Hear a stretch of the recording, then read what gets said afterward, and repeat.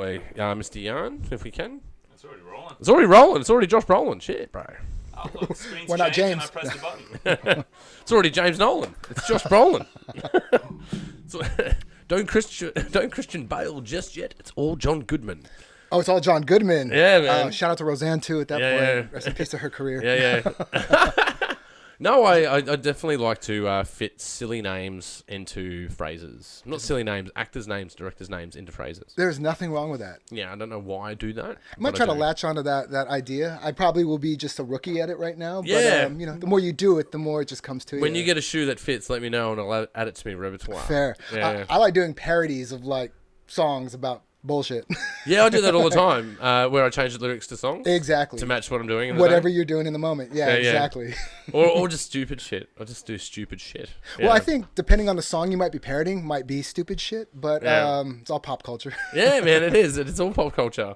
But I know I'm engulfed in pop culture these days. Hey, man, I've got to get this mic closer to you. I'm getting I'm so paranoid. Don't be delicate with it. Look, watch this. It goes all the way out there. It goes all the way in here. Hey, you know what? Statue of Liberty? Yeah, and then bring it to you. All right, there we go. Yeah. I mean, I hear it like it seems louder in my Yeah, headphones. now right here. we're talking. Okay. Now we're talking. Okay, just Yeah. doesn't look like there's a big, like I'm trying to have this big phallus in my face.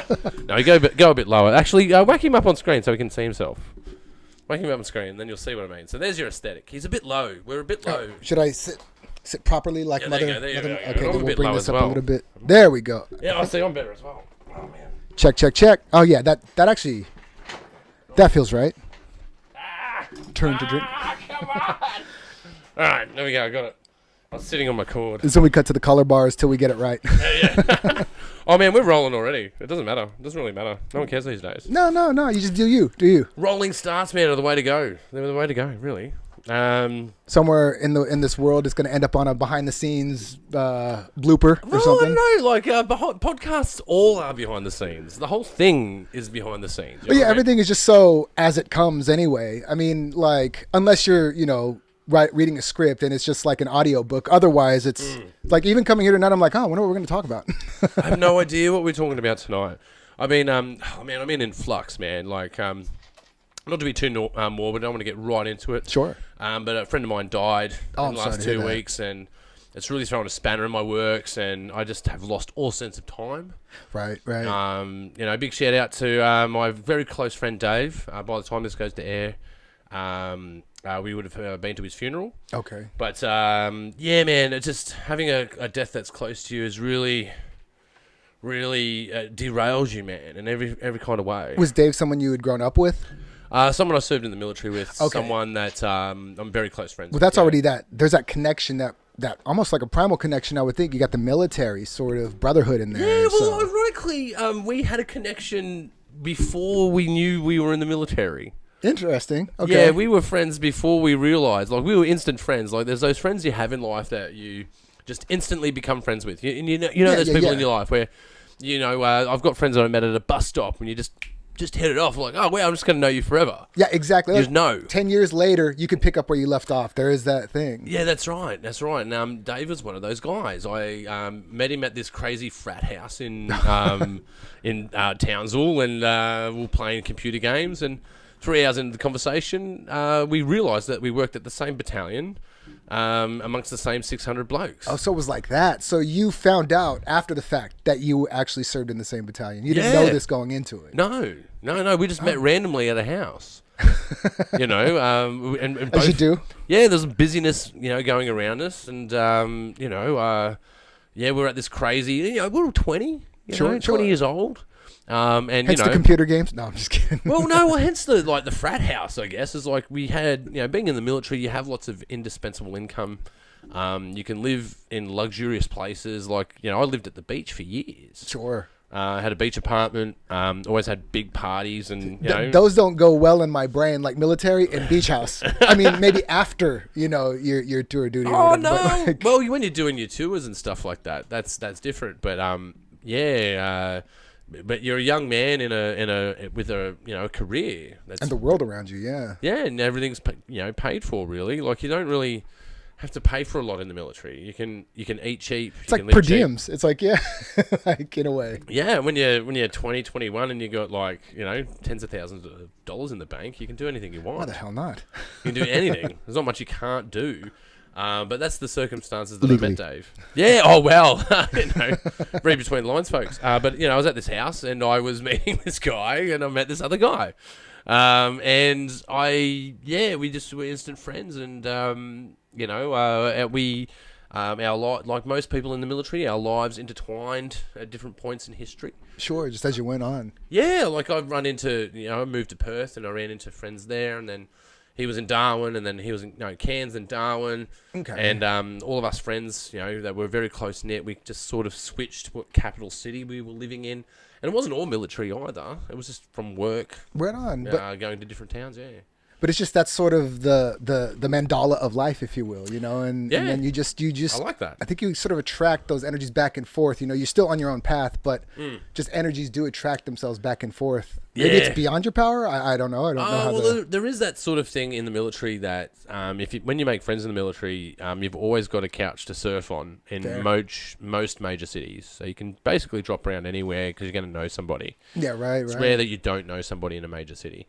But Dave was a different sort. We were very close friends, and it was sad that he passed away. And I just young. I mean, I would imagine like 43. Yeah. It's not any. Can I ask? It's not like COVID related or anything like that. No, right? no.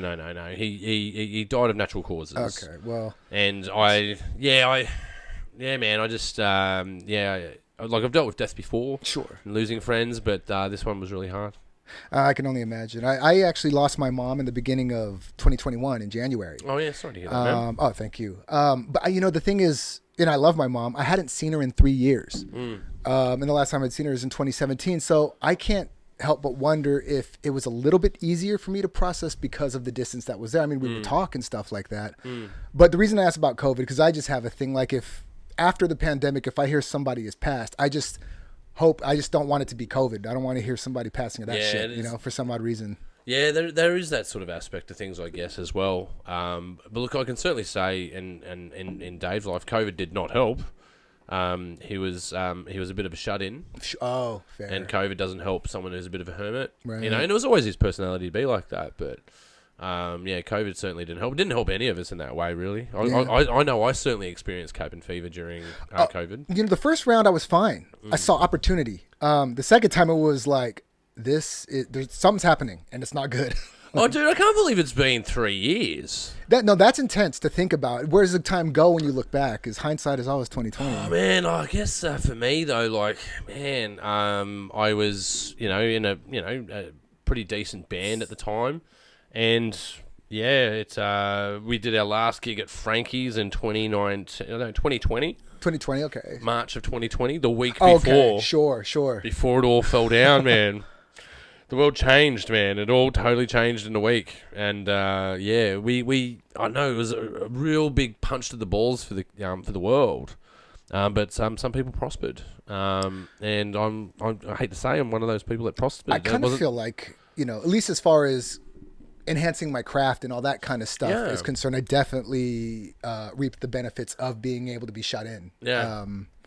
I had a lot of time. I become time rich real quick. Yeah. I think a lot of it is perception. So however you choose to treat it, but I do think there was just something a little bit more taxing about that second one, that unexpected second one when Delta came out, and it was like that was another dick punch. Yeah, we're all fucking mad at a taxi driver and shit at that point. Like we all wanted to punch him in the dick. But again, though, like in Australia, man, like we had it so set, man. The death rate was really low. Like the death rate's higher after COVID, the pandemic, than it has been post the pandemic. Sure.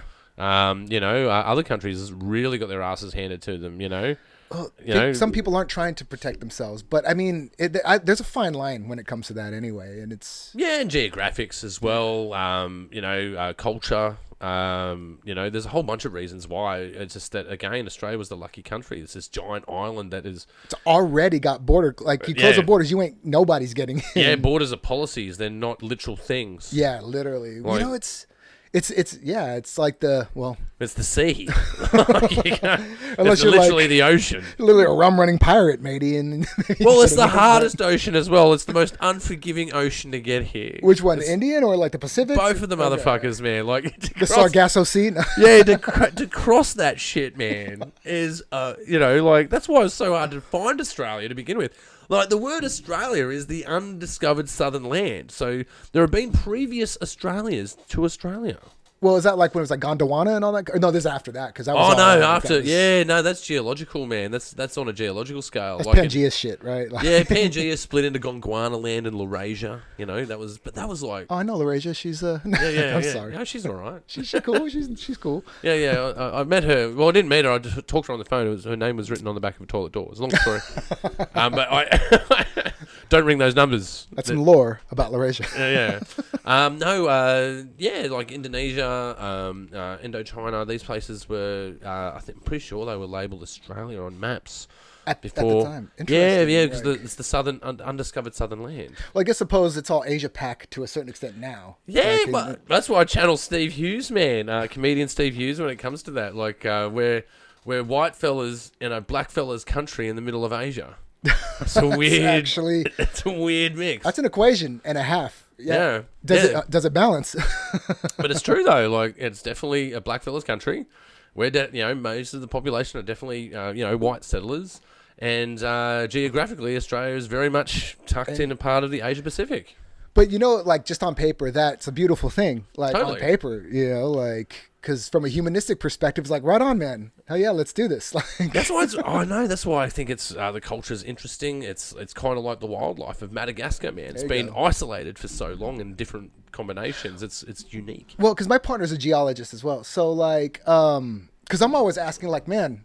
Why don't we have any Yosemites here, or this, or that, or the other? I can get into this, man. I know this sort of well, stuff. he was like, it's an old continent. It's just a really old continent. They All got do weather. you know the scientific term for the old continent? There's two of them in the world. I should, and he's It's not called going a to platform region. a platform region. Platform 'cause it's region. Flat. Because it represents what the Earth was like when it first formed. Okay, sure. And there's one in Russia. There's a platform region in Russia. Siberia, or no, I would imagine. No. I can never get this right.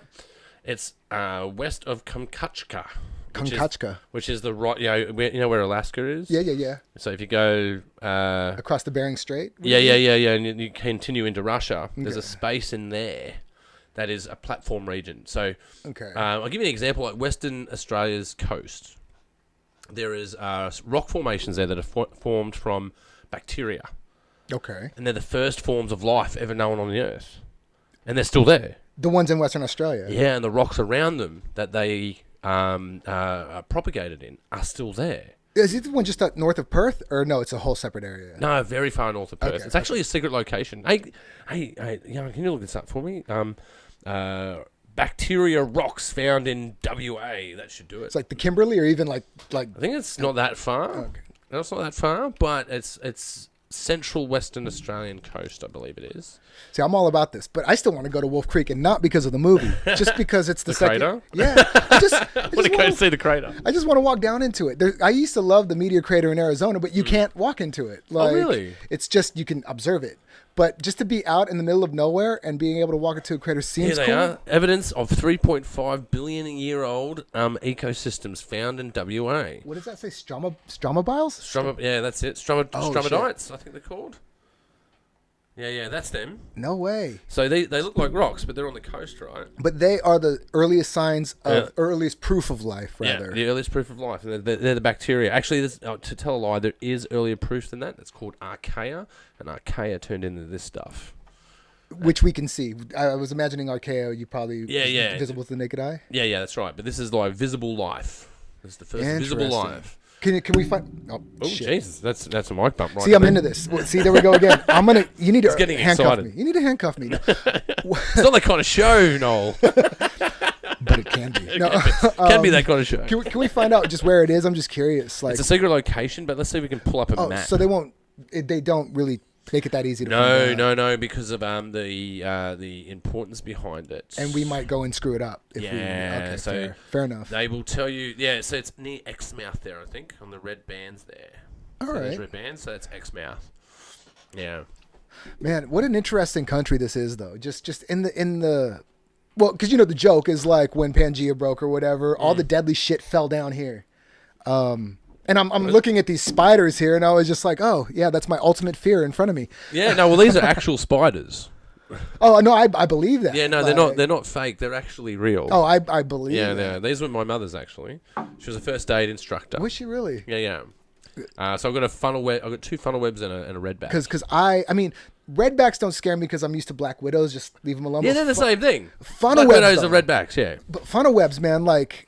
I'll fucking kill you, man. What screwed me up was it's the Sydney funnel web. I'm like, the city is in the name of the most evil spider on earth.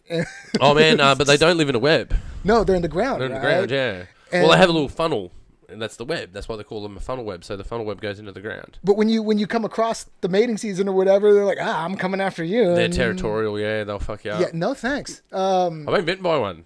You've been bitten by Yeah, one. been bitten by a funnel web when I was 7 years old. So thank Nearly God killed for me. anti-venom. Yeah, I had anti-venom. Yeah, I got anti-venom in the bum. So They gave me to get right bum cheek, I think it was. how long did it take from the bite to the bum shot? I think it was a day. So day. I camped in the backyard, Okay. put my shoes on to go to school, played soccer. Was it around this area or?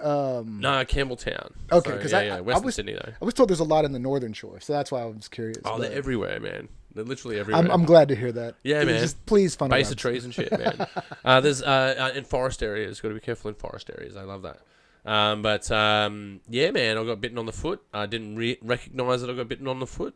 So you didn't feel it, or you're sort of like paying attention to something happened in my else? sleep. Yeah, because I was Oh, camping in the shit, backyard. Okay. And its fangs were still left in me. That's how they knew what bit me.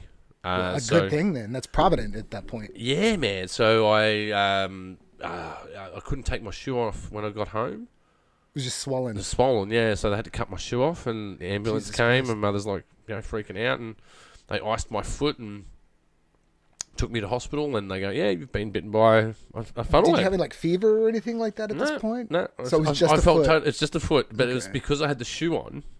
So it went through your shoe. No. I put the shoe on in the morning, and before it reacted, Okay. and because I'd put the shoe on, and my foot expanded in the shoe, it man. kept all the poison in my foot. Oh, that's good. Yeah, That's very again lucky. provident. Yeah, man. But I was active all day. I played soccer that day. Really? Yeah. Like even before you went, like you were just. Yeah, I was at school all day. Did it give you Didn't some realise. superpower? Are you like nailing that? No, for days afterward, I was quite ill. But for the day during the event, didn't really notice. Yeah, man. You know what? Except when they iced my foot. Yeah. See, you're just validating why I'm scared of spiders. Like. Oh man, there's a whole bunch of stuff to be scared of, really. But I can deal with snakes. I can deal with. I mean, I don't want to go near them. I'm not trying to like. have you ever seen one in the wild? A snake in the wild? I'm turning the other way. Yeah. Well, see, if it's a red belly black snake, they're not territorial. They're quite scared, right? They're quite scared. Yeah, unless you go and fuck with them. Well, they won't bite you. actually, on Jane, because we were out in not Eastwood, Ebenezer. Yeah. There was a black snake that was sort of around, so we had to stop what we were doing, and then it was just stomp, and then it just went out towards the opposite It's end. like, I don't want to get into trouble. But a brown snake, if you did that, stomped around and made noise, it would like go, that's, right to you. it will come to you, yeah. It doesn't need to be cornered to be aggressive. Oh man, yeah, Brown snakes are real horrible. like what, and we're human. They're coagulant. It's coagulant poison, so people don't understand what happens to you when you get bitten by a snake. Coagulant poison, so our blood just can't coagulate, right? So we just bleed out. No, it turns into a solid mass. So it's a coagulant dust. Yeah. So it's actually The opposite of anticoagulant, yeah. So does that just shoot up to your heart? yeah, so you get blood clots and it stops your heart, gives you a stroke And how quick? within minutes, yeah. I mean, we should make a game show. It'll fuck you up, man. Brown snakes will fuck you up, bro. And where are they indigenous to? I mean, obviously Australia, but Yeah. any particular part, like All over. They're All over everywhere. as well? They're everywhere. Jesus Christ. Some of, like, if you go north, I'm pretty sure brown snakes are the whole coast of Australia. So if you go from, north WA, hug away all the way around to Townsville, I think they're everywhere. Just on the coast. Well, check it out. Can we get a map? A map sort of signature of these bad boys? Is that like a there? taipan or no? Or like, Taipans are up north. Okay. Come across a taipan before. Again, very aggressive snake. Like I've shit myself plenty of times. I tell you. It's. I There mean, you go. even in the military. That's where the brown snakes live. Even in the military, I would imagine like coming across. Wait. So. Well, yeah, they're different breeds of them. See the I was see going to that say because that's like if you put all those maps together, that's the entirety of it's Australia. everywhere. Yeah, They're everywhere. I don't think they're in Tassie though. Look, by the looks of it. Oh, Hobart, I love Tasmania's you. alright. They don't have any snakes. Again, because the island, it's protected. That's right. Just have pirates of snakes. Just Oh, dude, I've meandering treated down. snake bites. You've treated them. I mean, Yep. like as a medic type of thing. Yeah, as the person at the scene at the time. But I reckon out of the 8 or so that I've treated, only 2 were legit. Okay. The other like 6 I would refer to as what you'd call a stick snake. So, but it's still a snake bite. Stood just on a not. stick. They stood on a stick and it's hit them and they thought it was a snake. Oh. So Well, called it a stick snake. Like, so I've long been as- bitten by a snake. Like, we'll see about that. So long as it's not like City Slickers 2 and you got to suck venom out of an ass. Or something. No, don't do the suck venom thing, man. It's not what you do. Don't do that. Don't do that. Is that just a wives' tale for the movies? Yeah, isolate the wound, man. That's good to know, Isolate 'cause pressure I- bandage, isolate it. What about jellyfish and piss? That works. Yeah, Okay. if you got nothing else, it's piss, man. But vinegar is optimal. But again, jellyfish will kill you too. Well, shit, the irrigan, not even the irriganji, the box jellies and shit. Irriganji will kill you. The irriganji jellyfish, which are the size of a 10-cent piece, they'll kill you. Yeah, and then You can't see them. I've actually seen them diving. I've seen irriganji diving, and I'm like, I've like shit you've been diving and, and I've seen irriganji, yeah. like in like a school, like a bunch of them. No, just 1 or 2 of them, just like, and they just go with the currents. And how big are their tentacles? Like how Didn't see a tentacle. is that the thing about them? They're just a little round orb, yeah. But the box jellies are the ones with the long tentacles. Yeah. Okay. Yeah, they're fucking terrifying. Don't go in the water with those. Well, that's the thing, right? So, and that's like Plus Australia's crocodiles such- and crocodiles. Don't There's forget such the beautiful crocodiles. beaches here, and you can't touch them. You can WA. WA is the best beaches to swim at, man. So there's nothing like that there. They got a bit of sea lice. You get a bit of sea lice, but that's it. And that's sort of all up and down the coast. Though, Get sea yeah? lice all over the world. Can't avoid that. Okay. Well, I mean that's doable, but like you're not going to die. No, they usually just like you'll get an irritation on your skin. You scratch for half an hour, it's gone. Yeah, but I feel like living in California, like You don't even know that you got sea lice. Yeah, and You like, don't even know you got it because till you get out of the because you water. got to put like fucking like dandruff shampoo on your skin and shit. At least that's what I remember. Like the doctor telling me to do. just get sunburnt. You know, that's what you got to do. Or Just that. get sunburnt, you'll be fine. No, but box jellyfish, fuck those. Blue bottles, don't like those guys either. I've got a few of those. But you know what the thing about they're so interesting though. Jellyfish is just a species just to look at. Like it's like a lava lamp, man. Oh, Like, dude, just- you want me to spin you out about jellyfish? Okay. They're also a plant. No one believes me when I say this. You were here last time, yeah, when I did this, right? Yeah. Okay. So I don't know if this only works with me. Can you look it up for me? Can you give me I'm the? already doing You already got it. You already got it. I don't know if this only works for me, but I think you should make a drinking game out of this. Every time you tell me some shit that I just figure out, then we take a shot. Yeah, man, I'm telling you, a jellyfish is a plant. The animal turns into a plant, and that plant turns into an animal. Shit, you not. So that's like, what is there a word for that? I Like have that no idea sort what they of call life it. They're- cycle? Yeah, but this is how they live. Pull up one of these. It's a plant. Yeah, it's a plant, man, on the bottom of the ocean. See, it grows like a plant. So is there eggs? Yeah. Like, It does this whole breeding scenario, but so- it attaches itself to the bottom of the ocean, acts like a plant, then turns into an animal. So it's almost like, let's say, a caterpillar before it cocoons. Like it goes down. Yeah, there's that top left one there. See the second from the top left there, yarn. Yeah, not that one there. Yeah, crack on that one. No there you go. There you go. Now you understand that it's a plant, right? Yeah, man. Shit. Fucking crazy, bro. Just zoom in on it. Use the control. Okay, so here's something. I mean, this is a whole other rabbit trail or Yeah, there whatever. we go. So it turns in. So it starts out as a. I don't know how you say that. Attached panula, a polyp, and then the polyp turns into a budding polyp. and then it turns into a hydrea, which is an immature jellyfish.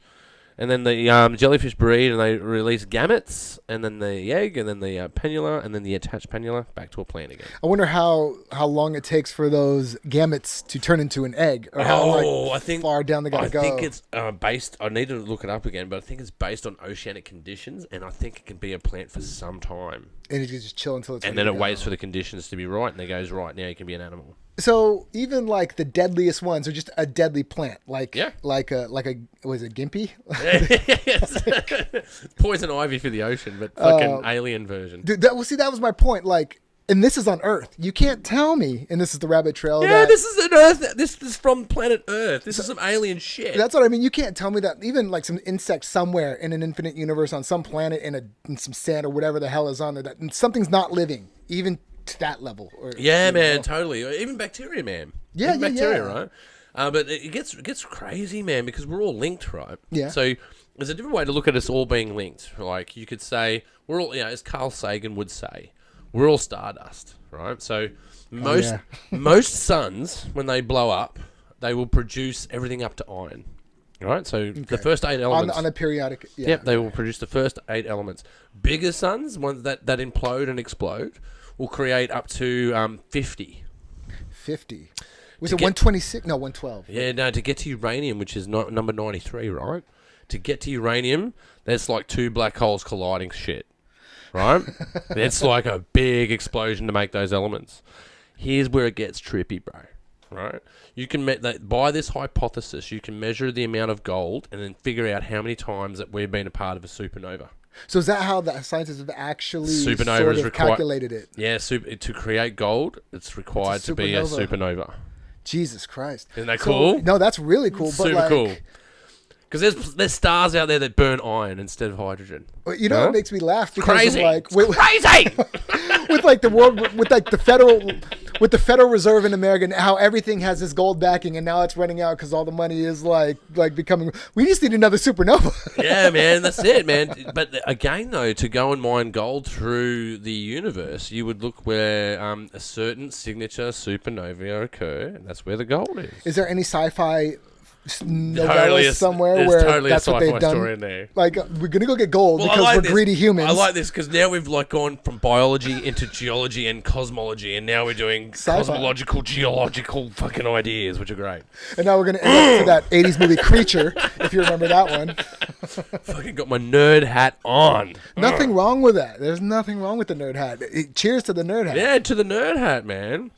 Look, man, I just bought this telescope recently. Have you seen the telescope that I bought recently? Not recently, no. I know that you actually do the telescope thing. I don't mean like that's some. It's crazy. Hey, Young, click onto that space book there. Click onto that one and go to my. Hopefully, I'm not signed in. Don't worry about it. I don't want to sign in. To keep innocent eyes from seeing what's on the other side of that curtain. I was just a bit afraid of what was on there, actually. I'd be like, shit, I wonder what I've been looking at. Fuck, that could be bad. It's like, no, I swear to God, that was during lockdown. That was during lockdown. Clear that. But look, I bought a 16-inch Dobsonian telescope, which is 2 meters high. 2 meters high. 2 meters high, weighs 100 kilos. God, and did you have to set it up by piece or anything? Yeah, man, I assembled the whole thing. I've calibrated it. I've collimated it. I'm sure that's second nature to you at this point, though. Collimation is interesting. Well, collimation is where you basically get a mirror to match another mirror so that it can accept light and reflect it into your eye. Like a periscope-esque type. Yeah, it's just alignment of mirrors, right? Hence column. So done in column, so collimate, right? Once you've got that done, you can and then you zero your telescope. You can target anything. The real juice is there's 2 ways to have juice in. Oh, there we go. That's it there. Wait a minute. What the? So, did you name it Jarvis? Does it talk to you? Oh, it's huge, man. That's a massive telescope. Well, that's a massive telescope. I've called it, that's awesome. That's awesome. Well, I've got it. I've nicknamed it Francis Ford Telescoper. That's full circle back to the names, but anyways. Yeah. So no, but looking out at the stars, that's what I got interested in, like, because I read a lot about the stars when I was in the military. Okay.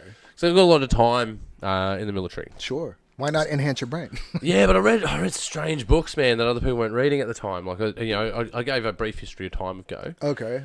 Which is a super hard book to, read on your first scientific, journey. If that's your gateway drug in a way. Yeah, that's like straight to heroin. Man, that fucking battery's gonna die again, motherfucker. I've got it ready here. We'll let it die first. And then we pause. Yeah, and then we'll pause. So I read A Brief History of Time, super impossible to understand. So then I had realised to understand that book, I had to go read some books around that. Sure. So I did some, books on Einstein, some books on... Did you come back, though? Yeah, and totally. read it again? Totally. I've read it several times. Okay. Yeah. Do you completely grasp it? I'm sure there's still ideas in there that are way foreign still. No, it's still hard to grasp.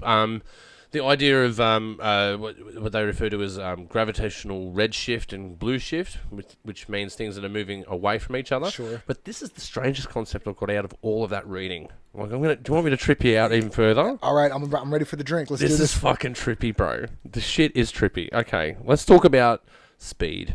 Okay. Talk about speed. Velocity. All right. Speed's not necessarily a good word. Physicists don't like that. They like velocity, right? Because speed only is limited in a way. Yeah. See, this is where it gets fucking interesting, man. Okay, so how fast are we traveling right now? Like going around the sun type of... No, just me and you. We're zero, right? We're not moving. We're stationary? Yeah, us here, yeah. We're stationary right now. But I mean, on the Earth, in the grand scheme, we're moving somehow. So the Earth is turning? Yeah. And how fast is the Earth turning? That, I don't know. I feel like you've told me this, and because I don't retain much anymore. All right. 25,000 kilometers per hour. 25,000 kilometers per hour. Okay. Yeah. And now the Earth is moving around the sun in an orbit. And how fast is that going? So we're doing 25,000. That's got to be in the millions? Nah, it's 100,000. So it's only 100,000. 100,000 kilometers an hour. It seems slow. But Yeah, but it's covering a lot of distance, right? that's fair. But it is slow. But it is slow. It takes a year. There you go. Right? It takes a Okay. year to do it. At 100,000 kilometers, right? Right, so the sun isn't stationary. It's also in orbit. How fast is it moving? So we're moving around the sun, and the sun is moving, yeah?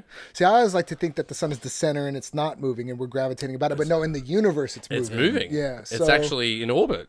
is that what makes the whole Milky Way sort of... We're in orbit with us. We're in orbit inside the Milky Way, and the Milky Way is in orbit, and the Milky Way is also in orbit. around the sun as well, right? No. Or is the sun is not the central point No, of the Milky Way is either. in orbit inside the universe. And that's like one marble. Yeah. I couldn't tell you speed though, but like even then, that just seems... Okay, so the sun's going at about 250,000 kilometers per hour.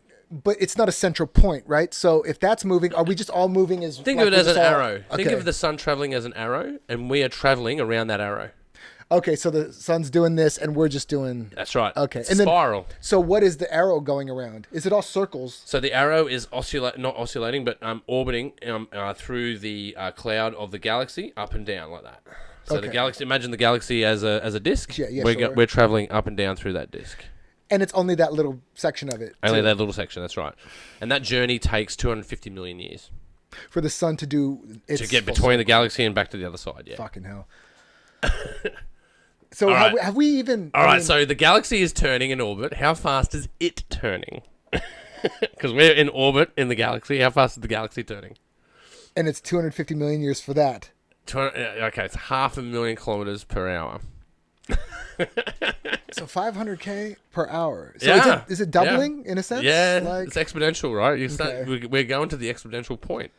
Okay, which so is the N? Like so the the nth? galaxy, it's okay. So the universe came from a big bang, Yeah. right? So how fast are galaxies traveling away from each other in our local area?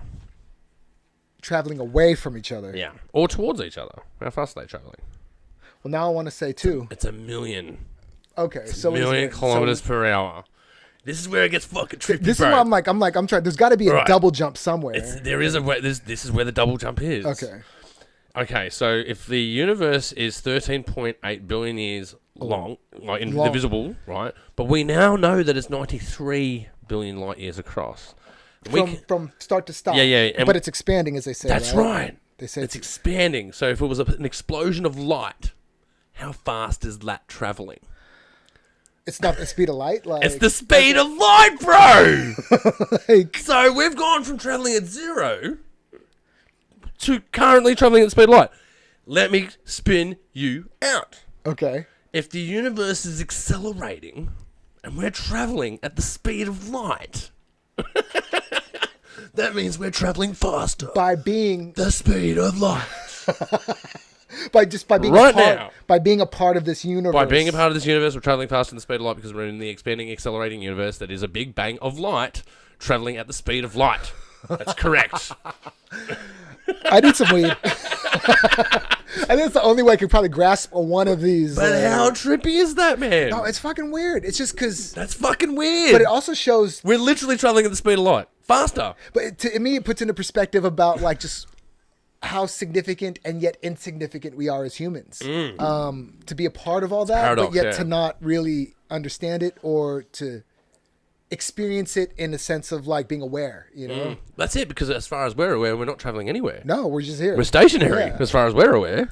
Like Yeah. even in your most hungover, you're going at the speed of light. Like Oh man, look, I've taken certain psychedelics where I've travelled faster than the speed of light, with alongside the universe. But that's another story. But with that said, that's where physics takes us, man. And then looking through that telescope, when you look at Jupiter, right? yeah, I believe that light is 16 minutes old. That we're seeing when we see Jupiter. Yeah. Yeah. Because that's how the speed of light got to us, right? And that's Yeah. still far away. It's still just a little beam, right? That's one of our neighbours. So, I think the moon's a minute. the moonlight is about a minute away. About a minute, yeah. Okay, now anybody's probably gonna roast me in the comments. All three of you, they're going to, oh, it's going to die, Jan. It's going to die. The battery's going to die. Why is it always dying? Come on, Moon. Come Find on, me that Moon. battery, and let's point that battery out. It's going to be benched. We're benching this fucking battery, man. Yeah. Okay? Let's, kill the record. Hey, Roscoe, can you do an introduction first? Yeah. What, now? Yeah, right now. And welcome to the Pagey Train. Today I have in the studio with me, Noel Vincent. Welcome to the show. How you doing, Roscoe? Quickly, the battery's going to die. This one's a Pulp Fiction. We're gonna jump in time, back and forth. Oh, dude, yeah, no, narrative and time is all weird, but it's strange though. Like, talking about traveling at the speed of light and time dilation. Actually, can you look that up for me, Jan? What is the time dilation of 1 year traveling at the speed of light? I'm sure I'll get that one. I think it's 25 years. So, and that is literally you go away. I age 25 years. No, I age 25 years. You've reached your point. Yeah. And then you come back, and then I've aged another 25. That's right, time dilation. Because you'd think, well, if you travel at the speed of light somewhere, surely you'll get there faster, but everything around you is going faster again. Yeah, well, I mean, and then how far is it? Because it's just like... Yeah, law of relativity, man. It's fucking trippy. Well, because it's the really speed of trippy. light is measured in light years, as they say, right? So 1 year, you've gone this far or something. So you've gone, to your point, X amount of light years in that year? Yeah, no, it's distance, right? So you can work out, like within the solar system, they do it in light minutes. So time is measured, speed and time is measured in light minutes. And how far light travels in that minute? In that minute. So the sun, it's 8 minutes. Really? So Yeah. light can get to the sun. So light from the sun coming here is to 8 the Earth minutes. is 8 minutes, yeah. What about the heat that comes with it? All UVs and all that shit? See, that's an interesting question. That's a really good question because it's not just light coming out of the sun. It's also other Gases radiation, and right? things, yeah. And when you do the collective of it, it's called solar corpuscular radiation. Really big words. Corpuscular radiation. Solar being the sun. yeah. Solar corpuscular being there's two. Mm-hmm. Radiation means there's two types of radiation. So one's photonic, one's gamma radiation. And they both have heat energy around them. And then, Yeah. but they don't travel, I would imagine, as fast as, say, the light does, because light's the fastest that we can quantify, right? Well, there we go. One of the reasons that probably makes time freeze, of light speed time freeze, unobtainable to the dilation increases faster you move. The example is at 99.999 the speed of light.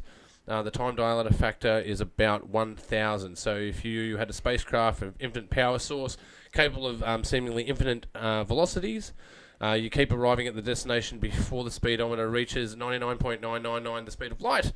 That doesn't tell me anything. I still don't understand that. I was trying to figure it out. I'm like, I sure hope he gets it. I thought it was going somewhere. No, that's the. I would have to read the whole article to understand that.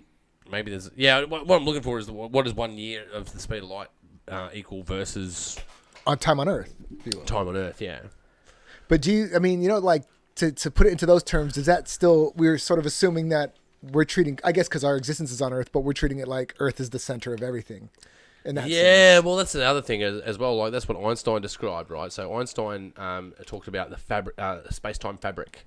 That the Earth isn't moving around the sun; it's moving around the fold of space-time around the sun because the sun has mass. So it pulls. That mass is pulling on space-time. That pulls us around, and our experience around that mass is at this time. I guess even more interesting, like for instance, if we were twins, right? Yeah. And if we both put on a watch that kept perfect time. By the time we both died, and if we died in the same day, right, our watches would read different times. Still would read different times. Would still read different times. Is it because it's just our sort of trajectories of what we've done in life is what offset Yeah, it? the way that we've travelled, the way that we've walked. Astronauts experience faster time because they're further away from the mass. Interesting. Pilots would have faster time. People that live close to mountains have Same slower thing. time. Because they're near a big mass, so their time experience is slower. That's just, I mean, is there a quantification of how many it would be? It's not like it could go into minutes, right? It can't go into hours. That's what made Einstein famous, man. That's what he wrote about. That's what he's all on about, man. This time is relative. I mean, the thing for me is just like, let's say if we were twins and we had the same watch, if we lived the exact same life, then only then would that, like we went to the store at the same time, we just did everything. Oh, unless we mirrored everything. It'd still be different. It still would be different. It still would be different. Because we occupy two spaces That's at right. that point. Okay, fair. It'd still be different. It'd be very close, but it'd still be different. But it's still not ideal. Or not identical, rather. That's right. Man. Well, you know what? It's crazy. So your experience in the universe is totally different from mine. Well, and I want to say that should be something that should inspire all of us to make something of ourselves, because our experience is our own and we can do something with it. Yeah, man. I know that's when you get existential on it, right? Where, we die alone, no matter who's around you, no matter what you possess. Yeah. The only real one that I really find different is having a mother, man. Like having a mother, when you are born, the only different relationship that you have is that with your mother, because you came out of her. Yeah, you were a part of her, literally. Every other relationship that you have is nowhere. It has nowhere near that it's connotation. Superficial in comparison, but totally. I mean, and that connection, like I remember when my mother passed, that connection. I felt the umbilical cord was finally cut. Yeah, you know what? That I felt like in a weird, strange way. There was just something different. Yeah, that's right. You can't put your finger on it, but there's just something different. And there was something universal about it, right? Yeah, I mean, that's the thing, because like if she's in, LA and I'm here, okay, there's something's... Yeah, that's right. How could you be so far away and experience that, right? I totally get what you mean by that. But again, that's where the paradox comes into play. Like we all have these different lives, but we all are part of this one place. Well, and that's, just say like the 0 point to some people. It's just like it's just this, I don't know, energy. Yeah. Well, if you look at this from a physics point of view, scientists have done this. They've taken two photons and painted them. Right. Yeah. They painted two photons and then separated them, changed the color of the other one. The other one changes color. And there's no distance of separation that you could separate those two photons that will stop that relationship. That kind of makes you can separate by a universe. That makes you kind of all warm and nice inside, because there's a beauty to that. There's a harmony, and it's quite romantic. Yeah, no, it's awesome to think about. Especially in the fucking world we live in. Totally. It's nice to know that the universal knowledge, the universal energy is actually in your favor, no matter what we fuck it up as humans. But yeah, well, the time scale is totally different again. When you look at insignificance, man, like we talked about geology before. We talked about the human scale, like. The human scale, like, shit, man. Like, if you put on the whole entire Earth into a 12-hour clock, okay, right, and every hour represented an era of the Earth time from... That we've lived up till now? Yeah. So modern science is 4 seconds. 4 seconds of an hour-long clock. 12-hour-long clock. 12-hour-long clock. Jesus Christ. So in the last 12... in the 12th hour, in the last 4 seconds, that's where we live. In our life... is 4 seconds. Way less than a second. Oh, no, I see what you're saying. Yeah. That's where we sit in the time scale of the Earth, never alone the universe. The universe is way older. Well, how many hours? If we still maintain at 4 seconds, that universe probably makes it what, like a 36? No, even more, 64-hour clock. Yeah, shit, man. It doesn't matter. Like, but on that scale, we really that's where it's a paradox, right? Because have you ever seen like the statue of David? Like the actual Michelangelo one, yeah. Yeah, man. It's a magnificent piece of art. Yeah. Like, you look at it and you go, impossible! Impossible! Well, how could he make it to scale and make it all that accurate, right? It is something unique in the universe, right? That marble that was crafted by that man is incredible. And the way that he did it and the way that he contoured it. It's special. It's fucking special. Shit, even the Sistine Chapel is special, like, when it comes to all that stuff. And yeah. And this is insignificant into the universe. That's where it's a paradox. It's so significant, but the universe does not care. No, because I mean we're fleeting. If we're only 4 seconds, our existence is fleeting. So what do we really influence? Yeah. The dinosaurs have really got it on us. They lasted 300 million years, man.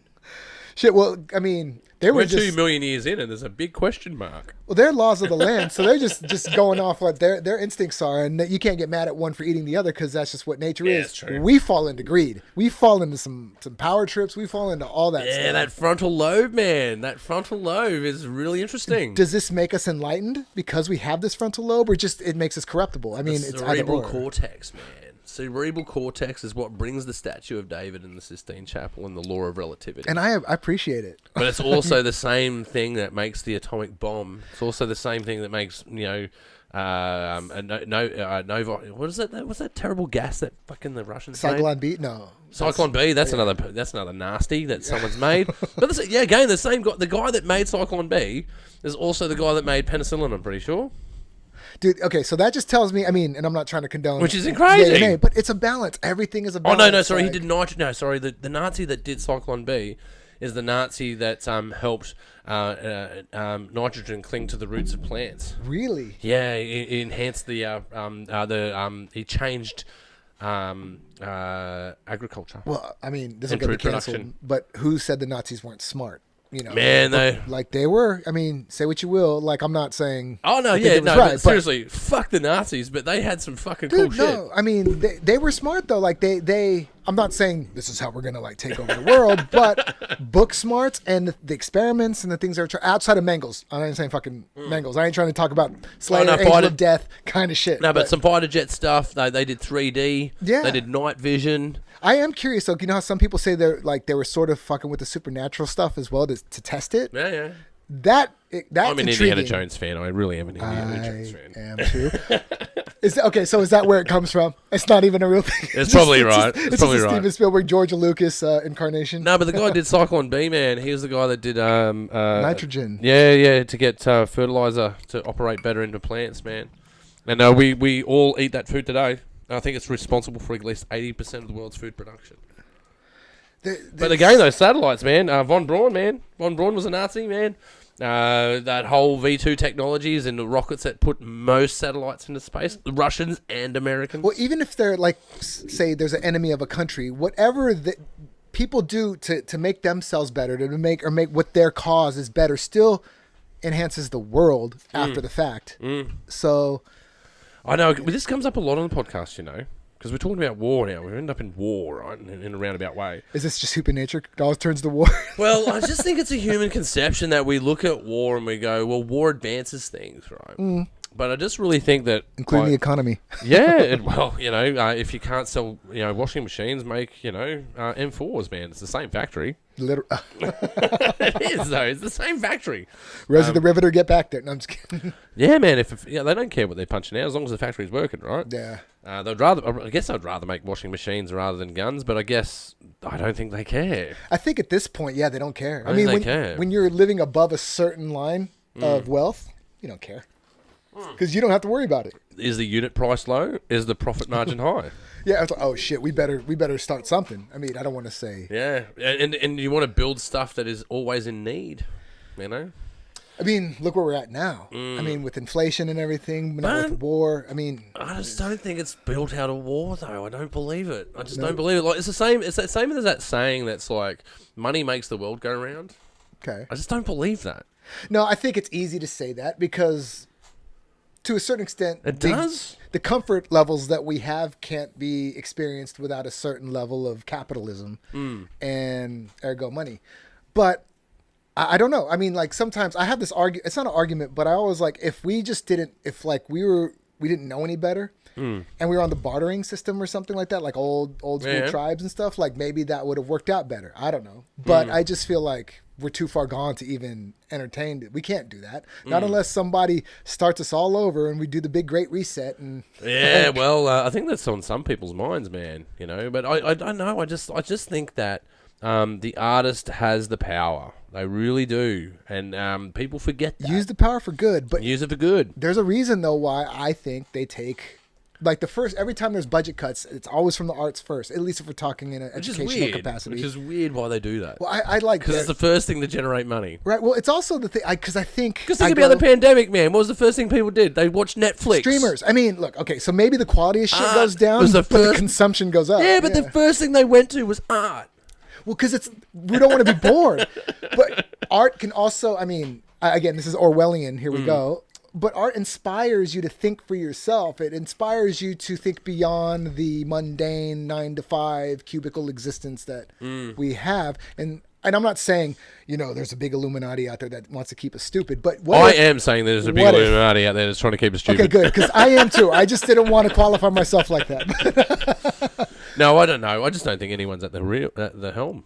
I think it's way worse. I'd like the Illuminati to be doing it because then you go, well, at least someone's in charge. And it's also like I have something to rebel against too. Like that actually is real. But yeah, that's right. We could all fight together. But I don't think that's the case. I just think there is no shadow government. I think it's just a whole bunch of incompetence. I just think greed and greed breeds incompetence too, because you don't have to learn anything or you don't have to get your hands dirty a lot of the time when you're greedy.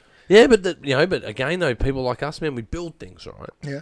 And I think there's safety in building things. There really is. There really is safety in that. Like, if you look at the world of automation that's coming, the truck drivers, their jobs are under threat, man. One day it will be autonomous driving trucks, man, sure.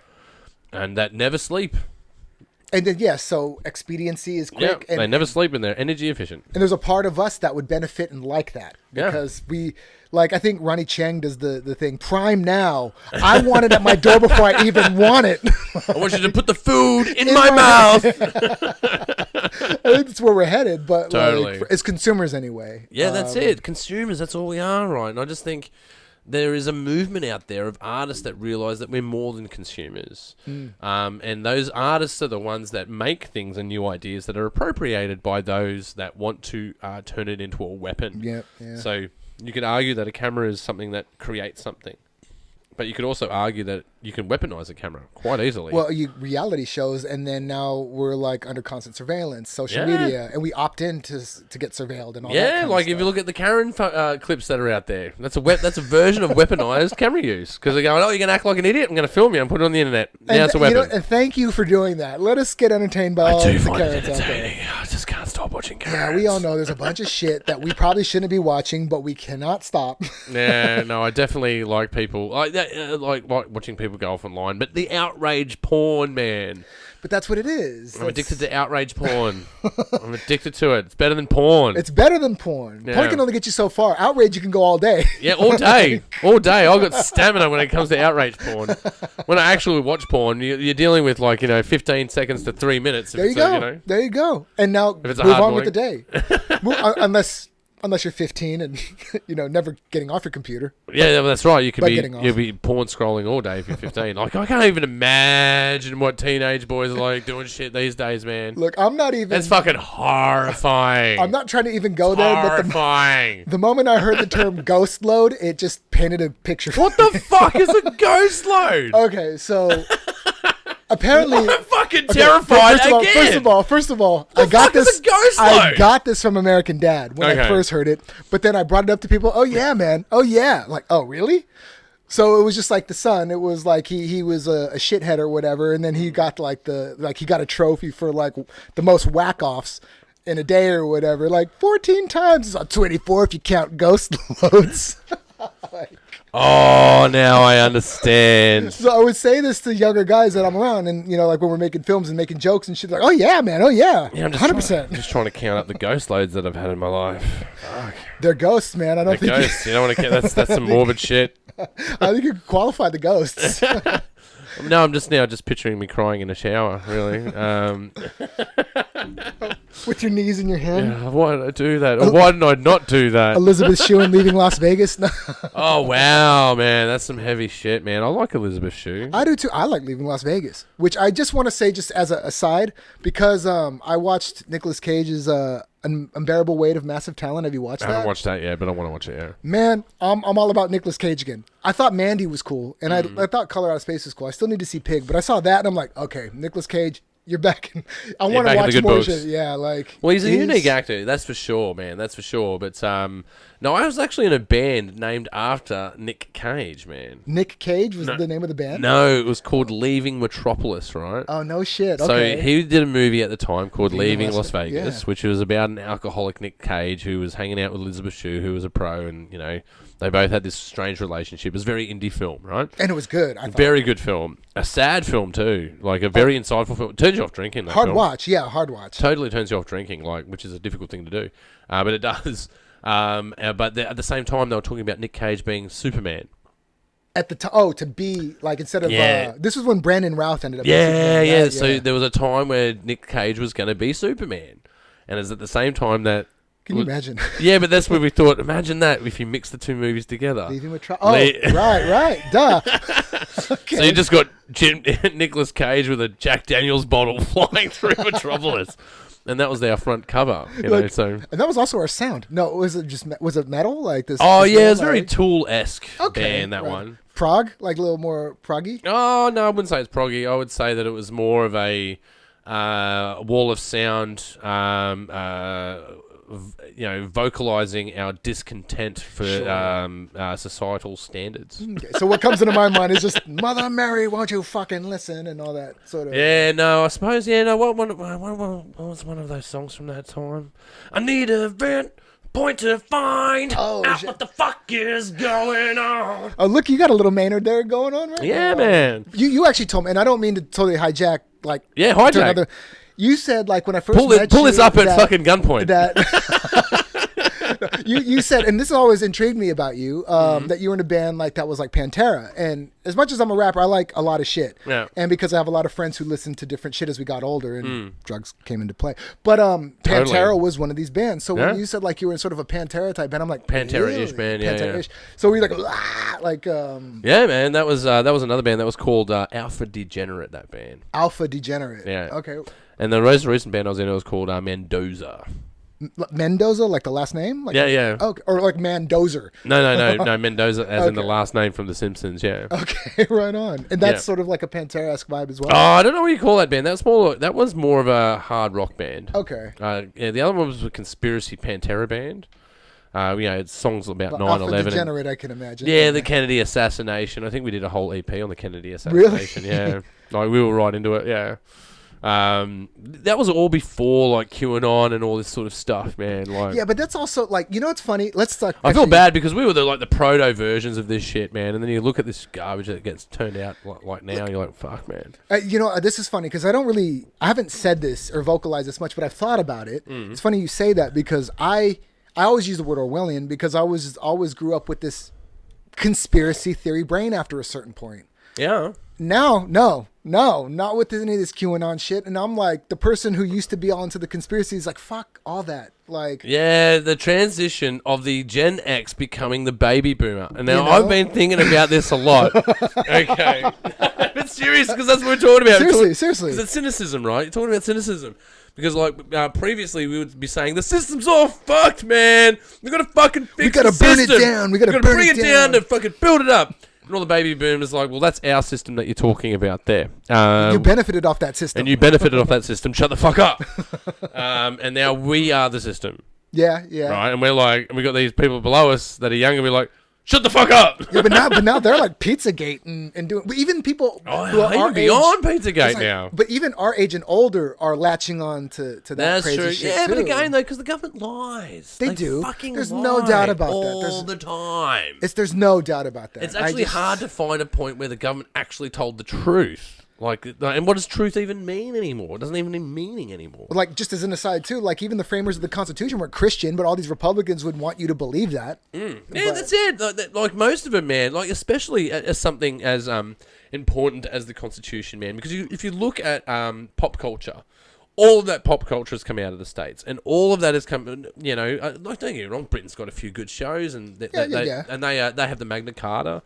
Australia has its own constitution. We have our own rights, and you know we. It's based on the Magna Carta, yes. It's based on the Magna Carta, right? So all of democracy is based on that. But the Yanks did something really different, man. They're like, nah, fuck all that. We don't pay taxes to these pricks anymore. We have our own fucking system, and you have the right to pursue happiness. And here's a Bill of Rights that says that you have the right to pursue happiness. And that's what it's based on. It's based on the pursuit of happiness. Life, liberty, and the pursuit of happiness. That's right. Yeah. That's it. That's what it's based on. It's based on the human condition. Oh my God! How is that a bad thing? How is that a bad thing? But then there's intersections because then you can go too far. Your happiness may impede on my happiness. But I think I don't want to go right into it. Gun laws in the States are a tricky idea because I agree with them and I disagree with them equally. I'm the same way. Like, I'm not a gun guy, and I am a gun guy. I realize, and being in the military, you could see why. There's I like blowing shit up. Well, there's nothing wrong with that. A little bit of pyro here and there never hurt anybody. Yeah, I like fireworks. But I like fireworks and guns. But you could Big understand fan of porn from too. Outrage porn? Is that the outrage porn? Or outrage porn more than anything. I fucking am always pissed off and I hate everything. But I mean, like with the shit going on in the States, that's a little bit crazy. Yeah. Like, why don't they? It's easier, it seems, to get a gun than it is to get a credit card. You know what I mean? Like, yeah, that's a bit crazy, it's kind of fucked. Yeah, I think there needs to be balance, though, and I think it's like again, though, in Australia, man, people have guns in Australia, man, and there's but they gun do it right. If we're going to compare, and there's gun violence in Australia too. Like, there's gangs that fight in Australia. But I mean, comparatively, yeah, is there 11,000 people a year dying in Australia from gun violence? I guess I gotta really look at the figures of the population versus the deaths, and then compare the two figures. Yeah, well, Australia's like a really big Texas with a lot more rules. I'll take, because Texas needs more rules. Like, they're just abolishing everything left and right. I say to my wife all the time, man, I want to move to Texas. Dude, you better be Austin. Well, near Austin, man. I've just read so much about Texas. Like, Texas wanted to be its own country at one point. Oh yeah, I think it was actually. It's the only flag in the states of the states that have flags, obviously. That it was once its own nation. Well, I mean, because it was Mexico, then they annexed it from Mexico, and obviously the Alamo and all that kind of thing. Yeah, they're like, we're fucking Texas. And then, but well, then I think sounds good to me. As far as that was, though, then they went into the states from there. Yeah, I need to look it up, but I'm pretty sure they were annexed at one point. They were their own thing. Because my mind, and this is like, look. Oh, he's looking it up.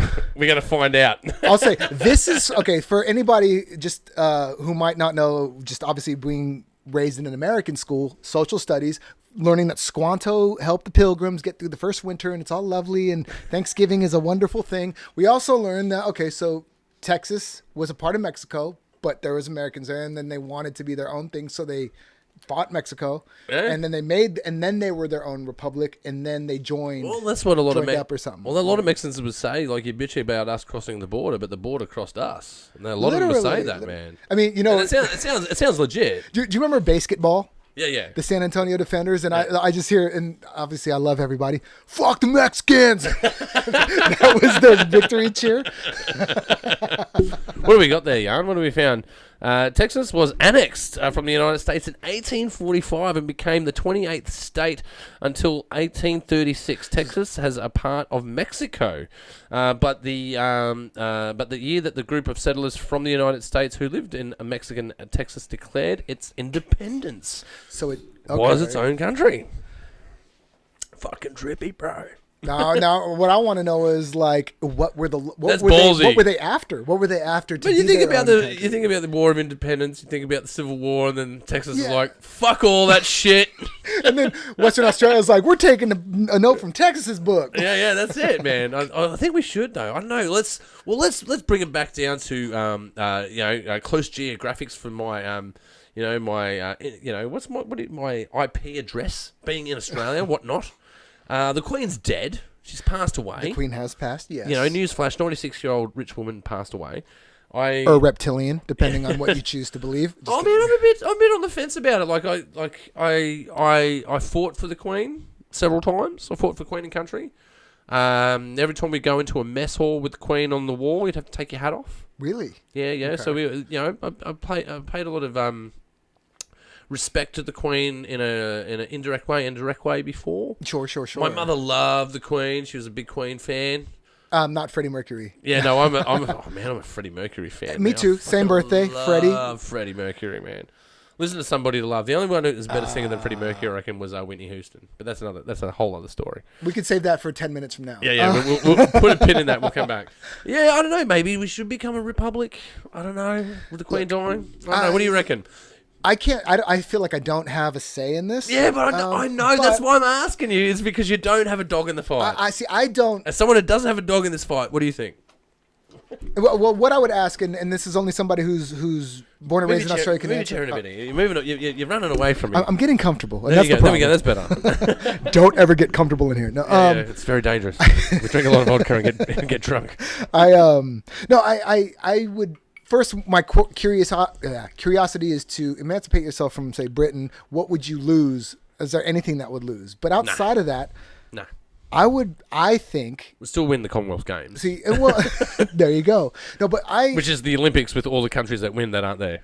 Well, coming from America, like, But that's what it is! China's not the part of the Commonwealth, so we're like, fuck yeah, let's do it. Not now. We're living in the new times. I'm sure they'll... I'm sorry. I'm going to stop there. It's the alcohol talking. I love China. I used to live there. Shanghai. Shout out. Yeah. Shout out to Shanghai. No, but I think I don't see why not have a go. Is that I don't see anything wrong with like the potentiality of becoming a republic, so long as it's not some sort of betrayal. But my thing is, being from America, the Queen. And I feel like I can talk for the majority of Americans, or at least in my generation. The Queen is just another celebrity. It's just like somebody who's in the National Enquirer. Like Princess Diana, who's all in the Enquirer, like from the 80s, because it was obviously the common woman who was made princess. So we followed all that stuff like we were watching a movie. Okay. But I understand to be in a Commonwealth country, it's a whole different sort of vibe. Canada doesn't have England as their head of state, and they're still in the Commonwealth Games, and they're still Canada.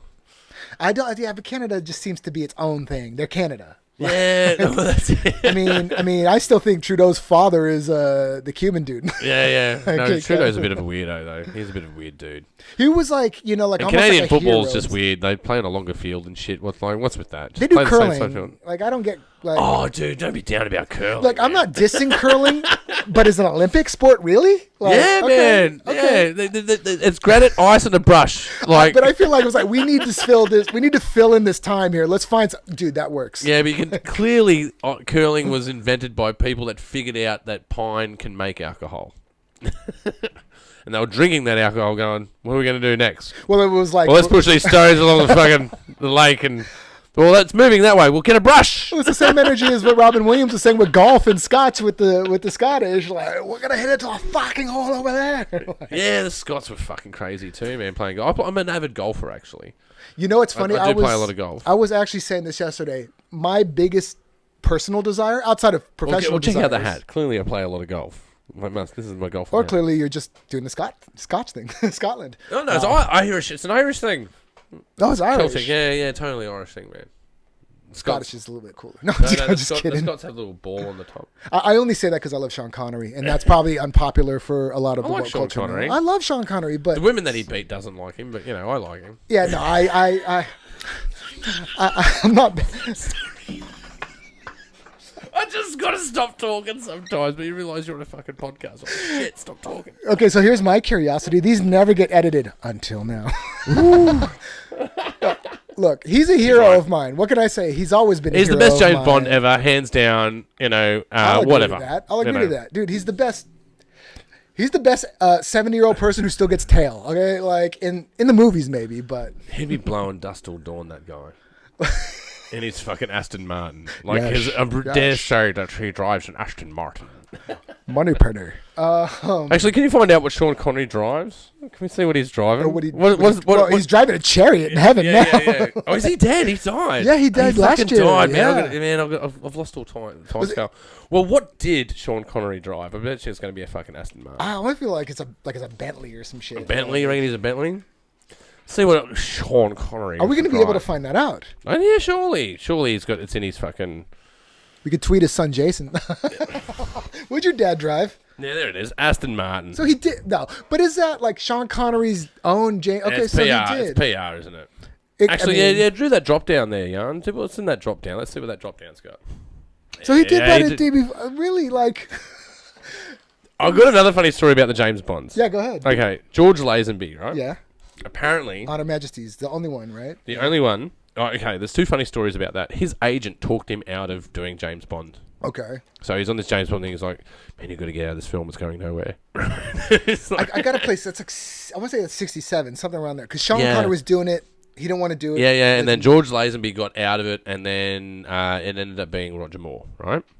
Oh. And then it took off, and Roger Moore became a millionaire, and George Lazenby is doing shitty acting jobs, right? I got a place he's in. I got to qualify him. So that was For Your Eyes Only. I believe was like his first one. No, Yeah. Live and Let Die. Live was and his Let first Die, one. right? Live and Let Die, right? Yaphet Kotto, yeah. So Roger Moore is like smashing it at James Bond, and the only thing that George Lazenby could do at the end of his career was go to like Comic Cons and do like the James Bond like fairs, Sure. and all of the James Bond girls from the past had the same problem. Nothing else but that, yeah. They had nothing else but the conventions. And George Lazenby claims that he banged every Bond girl. And yeah. No, he did. He banged every Bond girl. But the thing is, people are like, oh, you banged every Bond girl. He goes, well, not when they were the Bond girl. Just later. Just when they were at the conventions. Now I kind of want a T-shirt that just says "Not when they were the Bond girl." Like, what a boss move. Like, even when you fucked up, bro, you're still fucking landing on your feet, you know? Look, you know, we got to say one thing about George Lazenby too. Just because I'm a fan of exploitation, the man from Hong Kong, he was the villain. And he was an excellent villain, on fire and everything. Like with the fight at the end with Jimmy Wang Yu. Like, Man, I was in a movie last year and I based my whole character of George Lazenby. So that's where you got. I know which movie you're talking about. Yeah, so, So that was Operation Kung Flu. Yeah, so that's where you got it from. That's where you're thinking. Yeah, and I totally Nice. based off George Lazenby Nice. and Steven Seagal and Chopper.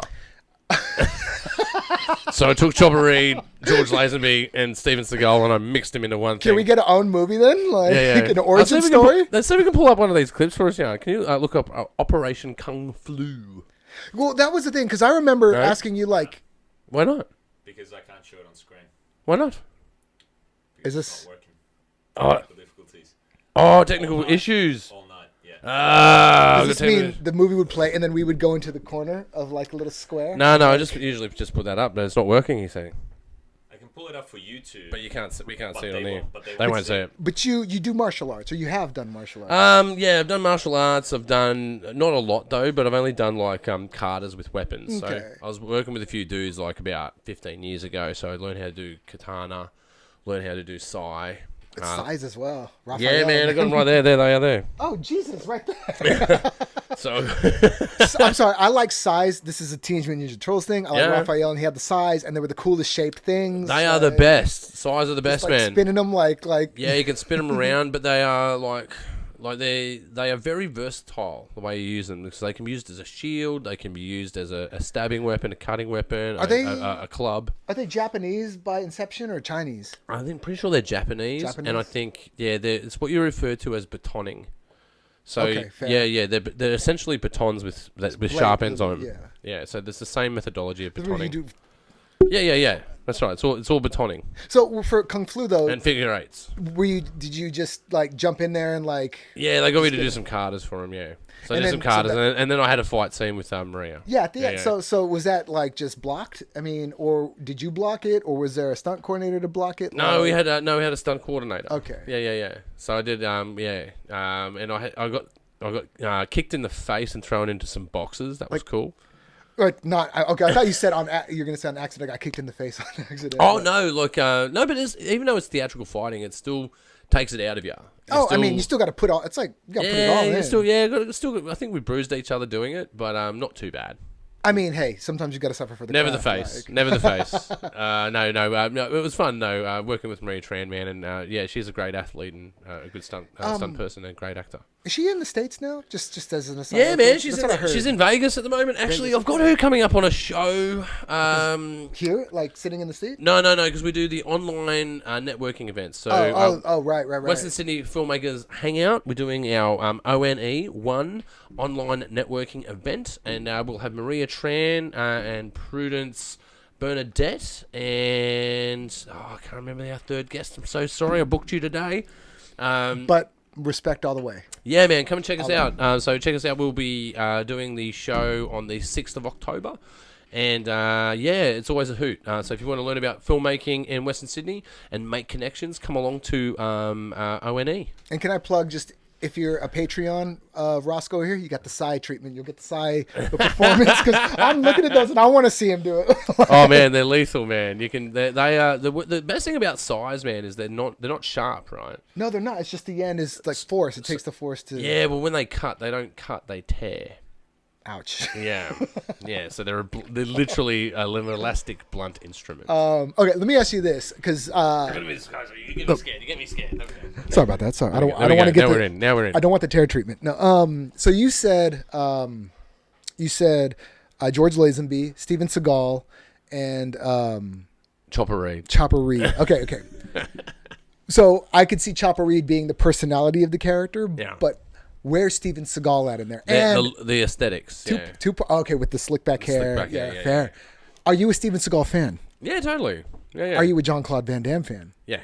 Did you ever get into the argument of who could kick whose ass back when they were both popping? Steven Seagal. Well, that's what everybody would say, because Van Damme was more of a look than... Yeah, well, Van Damme claims that he's won all of these championships that were non-existent. And then but, Steven Seagal was one of these breakthrough guys that had his own dojo in Japan, man. So I think... What about Jeff Speakman? Remember him? No, who's he? He was in a movie called The Perfect Weapon, and then another one called Street Night. I think I know the guy you're talking about. The American Perfect Weapon. Ninja dude. Yeah, no, that's Michael Dudikoff. Oh wow, I can't believe you know all these dudes. The Perfect Weapon. Because The Perfect Weapon was actually a really cool movie, but its theme song was "I Got the Power."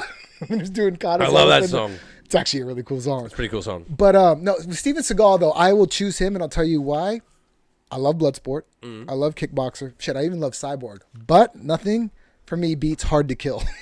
Oh wow. Hard to Kill is the shit. Anyway, this is the dollar shelf in Video Easy nowadays for the weeklies. Nowadays, straight up. back in the VHS rental days, it was an overnight sensation. You had to bring that shit back the very next day. You didn't have it for 3 nights. Yeah, and you had to rewind it as well. Like that was a bit. They had or the they fast. charge you 50 cents. Yeah, man. But I knew the people that worked there. So actually, I worked there at one stage myself. But they have the fast rewinders. Oh yeah, just chuck it in and. They go, yeah, they rewind it real quick. You know, my life changed when I figured out you could put a piece of tape over the little prong and record over everything. Yeah, the fucking copyright tag. Yeah, you do that. Same with cassette tapes. Cassette tapes had the same thing. Yeah. Or when you filled out the recording tape and you didn't want to shave over, you just broke it off. Yeah. Like, break off the tab. Yeah. This just actually shows how archaic that I am. Oh, dude, man, I recorded. I was really good at recording stuff on VHS from live TV. Yeah, 100%. I'd cut the ads out. It was TiVo, man. That's what we did for TiVo. Yeah, we were the TiVo. Yeah, we would cut the ads out and everything, man. Dude, like for all the youngsters out there, like it was advanced that you could actually program your VCR to come on at 8 and start recording whatever was going to be on. Like. Yeah, well, again, though, programming the VCR, that was my job because my parents had no idea how to do that. Did they want you to do that? Like, did they record this for it? Well, tape it's strange this for us? as well. Like, even working with my folks and my in-laws as well, like, they still watch free-to-air TV. Okay. And when we're all on streaming services, that's quite frustrating when you go and visit them because you're sitting down watching a movie, James Bond, for instance, and you're like 20 minutes in, then the ads start. And they're on every 4 minutes. And the ads go for 4 minutes, so it doubles the time for 20 minutes in. So a 2-hour movie's like near 4 hours. Is that literally every so? I mean, obviously, free-to-air TV has to pay the bills. Crazy. Yeah, I think our comfort levels have just become. Well, we've convinced them all to do the streaming services. Now we don't have to watch bloody. Can they watch? And they can find the same movies. Otherwise, totally. Stan, man. Stan's got it all. Stan's got everything. Well, they definitely got all the James Bonds. They do, yeah. They've got their own bloody James Bond stream selection, which I've watched many a times because I'm a James Bond nut. But man, I'll tell you what, like Stan, like they have. I like them better than Netflix just by selection alone, and I don't feel as I get as much choice fatigue. Yeah. But I had a huge playlist that I feel like 50% is gone now. I'm like, what? Like this might be stupid. Oh, like, where the content moves off the platform. It's like, what happened to Hoosiers? Yeah, the content moves around. I think it's part of their arrangement is to keep content flowing through, so they can only have X amount at a time. X amount on there. Managed to do with technical limits as well. No, that's fair. That's fair. But it was just like like I was like, I don't need to buy this off iTunes because I just have it on my Stan playlist. Like, looks like I need to own this off iTunes now just to have it digitally. It happened to me all the time, man. Especially there was one movie out there that I was chasing all the time, which was called Nightcrawler. Not Jake Gyllenhaal. Yeah, It's a great film. It's a mad movie, but it reminded me of me so much, man. It I was hope- crazy. Yeah, but I hope not that bad. Not that bad, but just someone who's like, not in like in him being, A sociopath in his own way. sociopath, but someone that's like driven to get media done. I'm like, wow, just like when you're really tired, and you go, man, I really see where that guy's coming from. Where you just want to build your media empire, but he was like rearranging like car accident sites to make them more cinematic. I don't think I'd go that far. No, and that's what makes his character really intriguing. But you don't want to meet a real person like that. No, but he built his business from the ground up, man. Remember, he went in like it's inspiring, man. He started with a little shitty radio and a shitty little car, then he went into a mob killing. And then, didn't even call the cops, got everything, and then got out. Before, but then he's trying to sell his content, and they're like, "Oh, how much do you want for this?" He goes, 100,000. And they're like, "Well, we can't be realistic, 50,000." And he started selling content for $200 a clip. The one thing That's the part I like about that movie. I'll give Jake Gyllenhaal. He does some good movies, man. Like he knows how to choose them. Like not Prince of Persia or anything like that. I mean, unless that's your thing, but I like the game. Man, I love the game, dude. Didn't like the movie. No? No, I don't know. I don't like much movies these days. I'm really cynical. No, I'll tell you what. I didn't really care for the movie either. Like the Sands of Time was cool with the game, but like I mean, just what I'm. The game was mad. Yeah. The game was awesome. I did hours in the game. Like that, and I stopped watching the movie. Warrior with like. I'm gay, and I didn't even watch the movie. So, like... And that movie's pretty gay. No, it's a pretty gay movie. It should please, at least aesthetically, it should please my demographic. Yeah, okay. But, I mean, and I can't speak for my demographic, but it didn't... It's not my thing. Yeah. Oh, well, look, I don't know. Well, from a heterosexual demographic, it's easy for us guys that are heterosexual because you go, are there tits in the movie? All right, easy. It's a great movie. I love Lethal Weapon, man. Yeah, it's fantastic. Don't know what it was about, but I remember those tits, But I think that, again, though, I think things have changed, man. Sexuality and that idea of sex selling a film has really changed. It's more about outrage. I agree with you. It's more about outrage. It's funny. They're both this primal thing. Yeah. But my problem is when the outrage becomes performative. And it seems like a lot of it is quite performative. Like I'm putting it on just so I can actually try to get an audience or something like that, or like the people who tend to do it are like the ones who want attention more than they deserve, What's the cart before the horse on that one? But I guess one that I found that was good for queer content was Sandman. Actually, I haven't watched it. See, my thing, Sandman's pretty good, and I'll probably be crucified.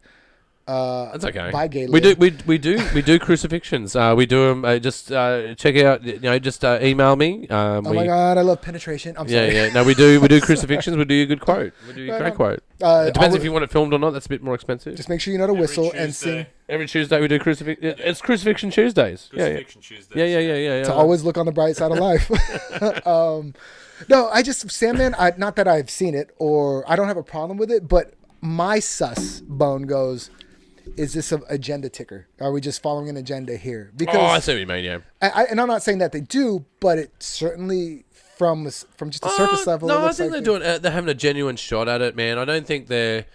It doesn't seem to be overt in that way. It seems to be they're just telling a story. It's like I don't mind. And it happens to have gay relationships in it. Well, see, that's cool. I'm all about diversity. I'm all about inclusion, but not when it's that over a story. Don't shape your story to follow an agenda, but like there's no reason. Like here's an example: when Chernobyl came out, I thought Chernobyl was great. There was an infamous Twitter where it was like, "Where's the black people?" I'm like, I don't know if you've seen Ukraine in like 1986. Yeah, there wasn't really any black people, and I don't like the revisionist sort of thing. It's like what happened is what happened. Yeah, in that context, yeah, I get that. But there's some interesting approaches to these ideas. Like I've watched musicals and different sort of spoofs where they go back to aristocratian times and aristocratic. Are you talking about Bridgerton or something? Yeah, man, they do it. They smash that, man. I hear it's great. It's really good. It's really, really good. And it's just it just is in the narrative in the zeitgeist from now. Like it's not a comment on the direct past in a documentary, nor is it trying to be. And that's the thing, and that's fine because now we're just watching like a fictional account of something that's aesthetically this is what we're choosing to do. But like when you're doing a historical recreation or something, and well, that's a bit different. If you're doing the historical recreation, you've got to actually put the racism in it. You do. Well, and that's what existed. But I'm scared that so many of the newer generation just like, I didn't have to live through it, so I don't have to worry about it, and I don't want to see it, and we don't need to know about it. No, we need to recognize the past that exists. The only reason or that we don't repeat it. Well, the scars that we have are evidence that the past is real. Yes. And those things are important, man. And just because there was dark things, like, for instance, we were talking before about, von Braun, who was a Nazi that had a rocket technology that was adapted by the Americans, stolen by the Russians, and nonetheless, that technology is allowing this conversation to be possible. Yeah. Because we're beaming this out all over the world across, these satellites alongside a billion other people that are doing exactly the same thing. See, this is my thing. Like, as a gay person, my worry, and not worry, it's not like I'm sitting there worried about it, but a concern or what I think about is like, now, all these people take PrEP, which is like pre-exposure prophylactic, which is like a pill you take, and it's like 99% capable of stopping HIV. Okay. That's great. That's actually something that we should be championing and great. But I feel like because the younger generation, and I'm not trying to sound like an old man, which I know I sound like, but but it's like you don't know, and I don't even know because I didn't live through the time. I mean, we didn't when I was like being an idiot and a dumb, loose, open person just trying to experiment. I didn't have that either. I still, we still had to play it safe. But I feel like now you don't have to ask questions. You don't even have to divulge anything. If you're on PrEP, then shit, you should be safe. But that's the future, though, man. That's the future, right? Like, I know what you're saying, right? Like, because if you look back to the AIDS pandemic in the 80s, right? Some of these dudes that were affected by this disease, they were all guinea pigs, man. They were experimented on, and they willingly were experimented on because it was either that or a death sentence. It's a death sentence, right? Yeah. So a lot of them had successes through other drugs, but they had failures along the way, and those failures still ail them to these days. Well, I think that needs to be respected, and it's just not in that. But courses for horses, man, Like, if that wasn't a problem to begin with, it wouldn't be a problem now. And I think, and it's the same in other sexual relationships around the world, man. Like, everyone has their thing.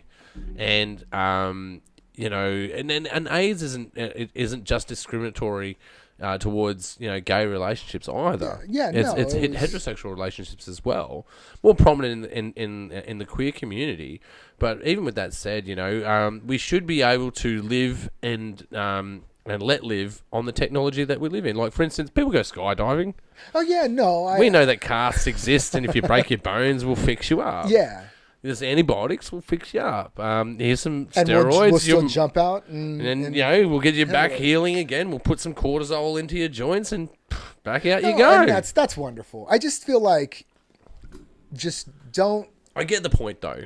Well, it's just like, it's again goes back to that revisionist thing that I'm worried about. It's like, like live your life, because I'm not telling you how to do it or what you need to do, but just know your history, I suppose. And maybe that's just me feeling like... Yeah, I know what you're saying. I don't know what the word is for it. It's not nostalgia is not the right word, but it's about nostalgic for AIDS. I'm nostalgic for AIDS. But oh man, super AIDS, nostalgic. No, but reflective though of the past and understanding that there's that torment exists and that pain is there and that pain needs to be acknowledged. I get that. It's like if I go to Germany, I'm not sitting there going like, you guys were the ones who did, Well, I don't know. It's kind of like going up to a kid with their fries going, eat all your fries. They go, I don't want to eat all my fries. You go, do you know that people in Africa are starving? And how many times has that happened to you? Well, I don't fucking live in Africa.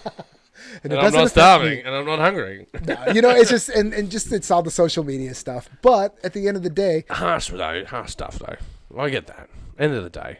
Yeah. No, you live your life. Live your life, but live it respectfully. But but I get the point, though. There is a point. There is a sentiment in that. There's a sentiment in that. But again, though, should we be more cautious across other streams of consciousness and other streams of ideas?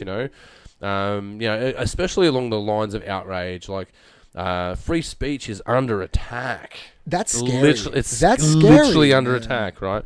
Facts aren't facts anymore. No, and that's the biggest part about it. It's scary. It's like the truth is now dictated by the majority who believe it. It's diluted. What is actual truth? It doesn't actually have any meaning anymore. Well, I mean, like I'm watching a TV show which is from the 70s into the 80s, Lou Grant, which is about journalism and stuff like that. And it's funny because the issues of the day are like they're fucking now. Like everything they're examining then, I'm like, how far have we really come then? Like because it's like this is not solved. I don't think we'll probably solve half of these problems, but it's like we haven't even made any strides in the right direction on some of this stuff. Yeah, and it's interesting to see. It's like the more things change, the more they stay the same.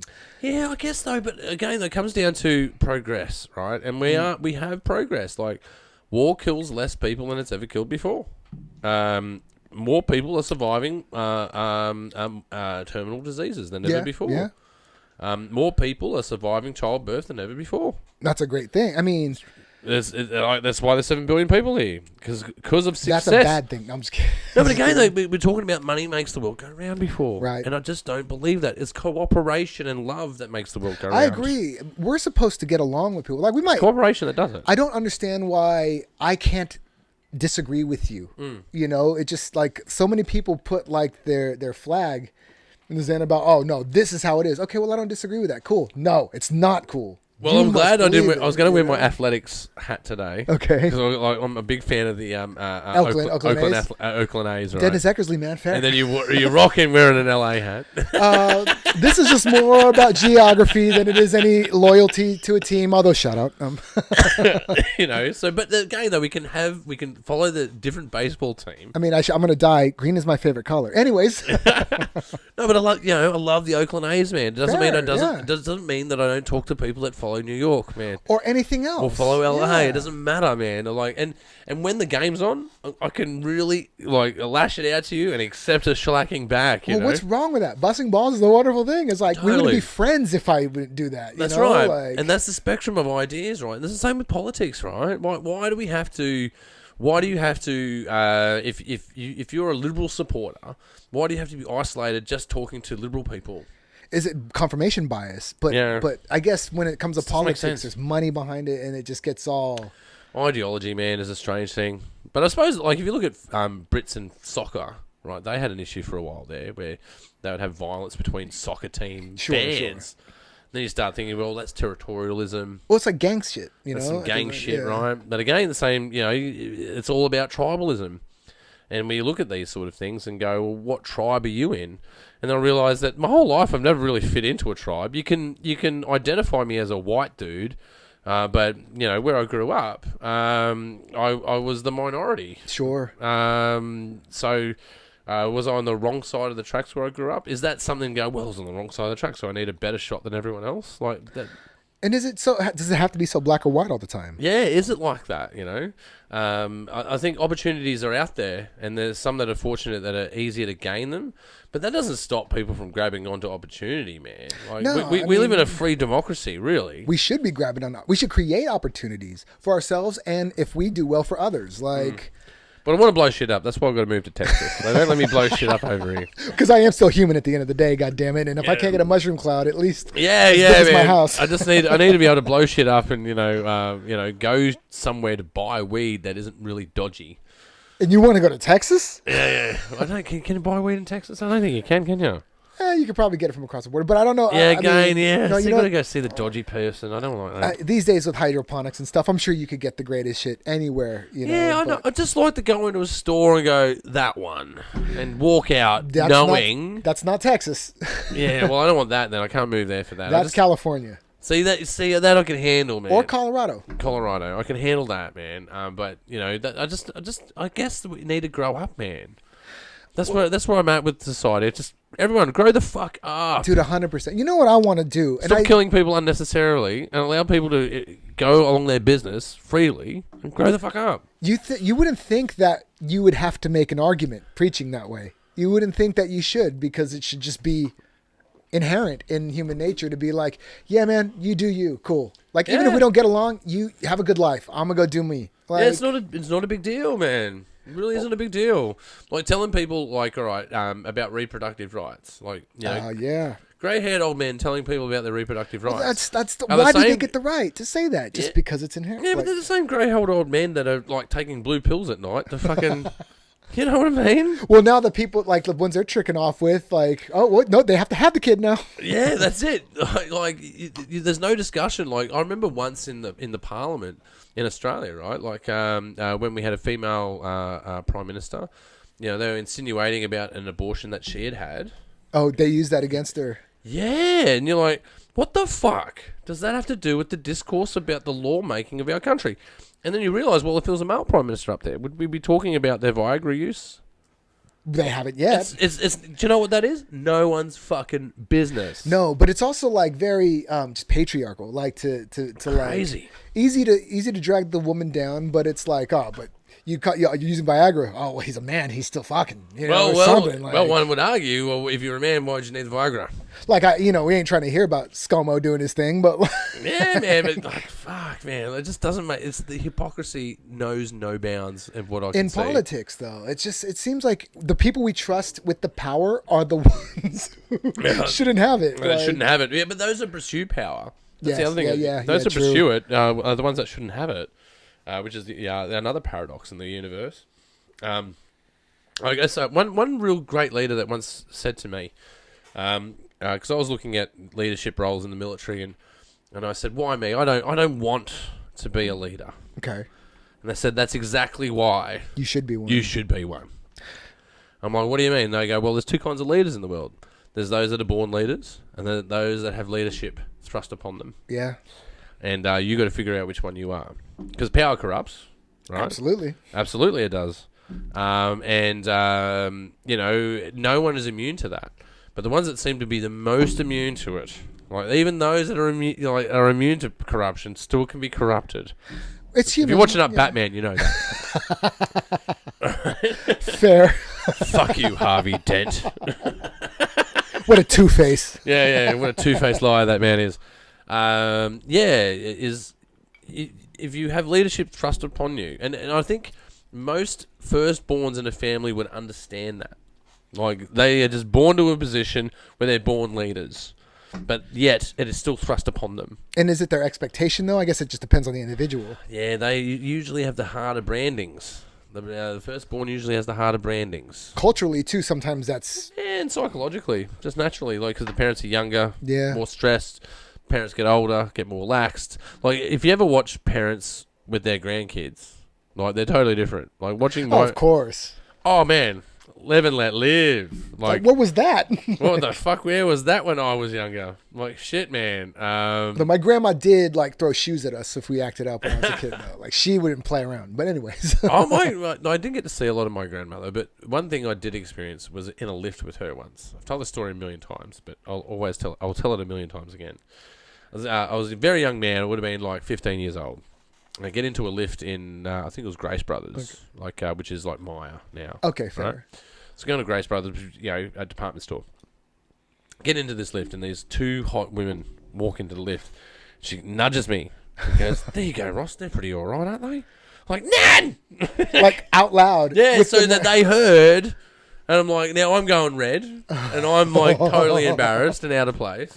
And I'm like, "Nah, cut it out," But that's who she was. It's like, you going like... Yeah, no, but she knew what she was doing. She thought it was hilarious. And she would get cancelled now. Totally. Oh, man. My mother would be cancelled. Everyone would be cancelled. I think luckily, my old man is the most politically correct, nicest dude. Is he really? Oh, yeah. He's really nice. He's a really nice guy. So do you think the apple fell far from that tree? Oh, look. What I learned about the old man, because he was a bomb disposalist, right? So he's the guy that cuts the red or white, red or blue wire, right? God, I think he's had a lot of fear in his life. Well, I mean, calm as fuck, man. He's just a calm dude. He's way calmer than I am. Like, I'm a heavy metal singer, man. Like, but that's how you remain calm, is by doing that. Yeah, that's true. Yeah, by yelling into a mic, that's my therapy. But his therapy was like, saving people's lives. Oh, like, I can fucking imagine. Jesus. Oh yeah, look, I look back at arguments that my parents had, and I now understand them. At the time, you don't. You're like, well, why is she getting upset for? And you go, and you look back as an adult, you're like, the stress, because she doesn't know if he's coming home or not. Yeah. That bird and It's just life experience teaches you that. Yeah. that bird and clouds and changes a whole bunch of shit. It's like, I mean, it's a little bit, I would imagine, a little bit crazy even for like a firefighter. Like, Yeah, same thing. but this is a bomb disposer, or bomb diffuser. Like, Yeah, well, like the old man would say, like, if you made a mistake, you'd never know anyway. it's just everybody else would. Oh no, but it'd be so quick and out of the way. But then I look back at the torment that they would have had when I was chasing dirt. I lived over a year of my life in third world countries. Fighting in wars. So, I mean, do you think you enlisting and all that kind of thing might have came from a little bit of your dad's influence because of the kind of stuff he did? Yeah, totally, man, totally. This is where it gets very weird in my life because I was my father was in the military, his father was in the military, his father's father was in the military. Okay. Like totally Lieutenant Dan shit, right? No shit. Except that we all survived. With appendages intact. Yeah, with appendages intact, and I was very good at it, man. I was like totally Forrest Gump in the military, man. I just naturally took to it. I just understood what needed to be done, and I was very good at doing it. I learned harsh lessons along the way because I was a bit of a smaller guy, but nonetheless, I thrived in that environment. Sure. I was highly decorated, fast promoted. Dude, I succeeded in that career. But something changed in me. Something changed in me, man, and that was meeting the right girl, and that was seeing certain things overseas where you realise, and being in certain dangerous situations, and you realise that life is fucking short.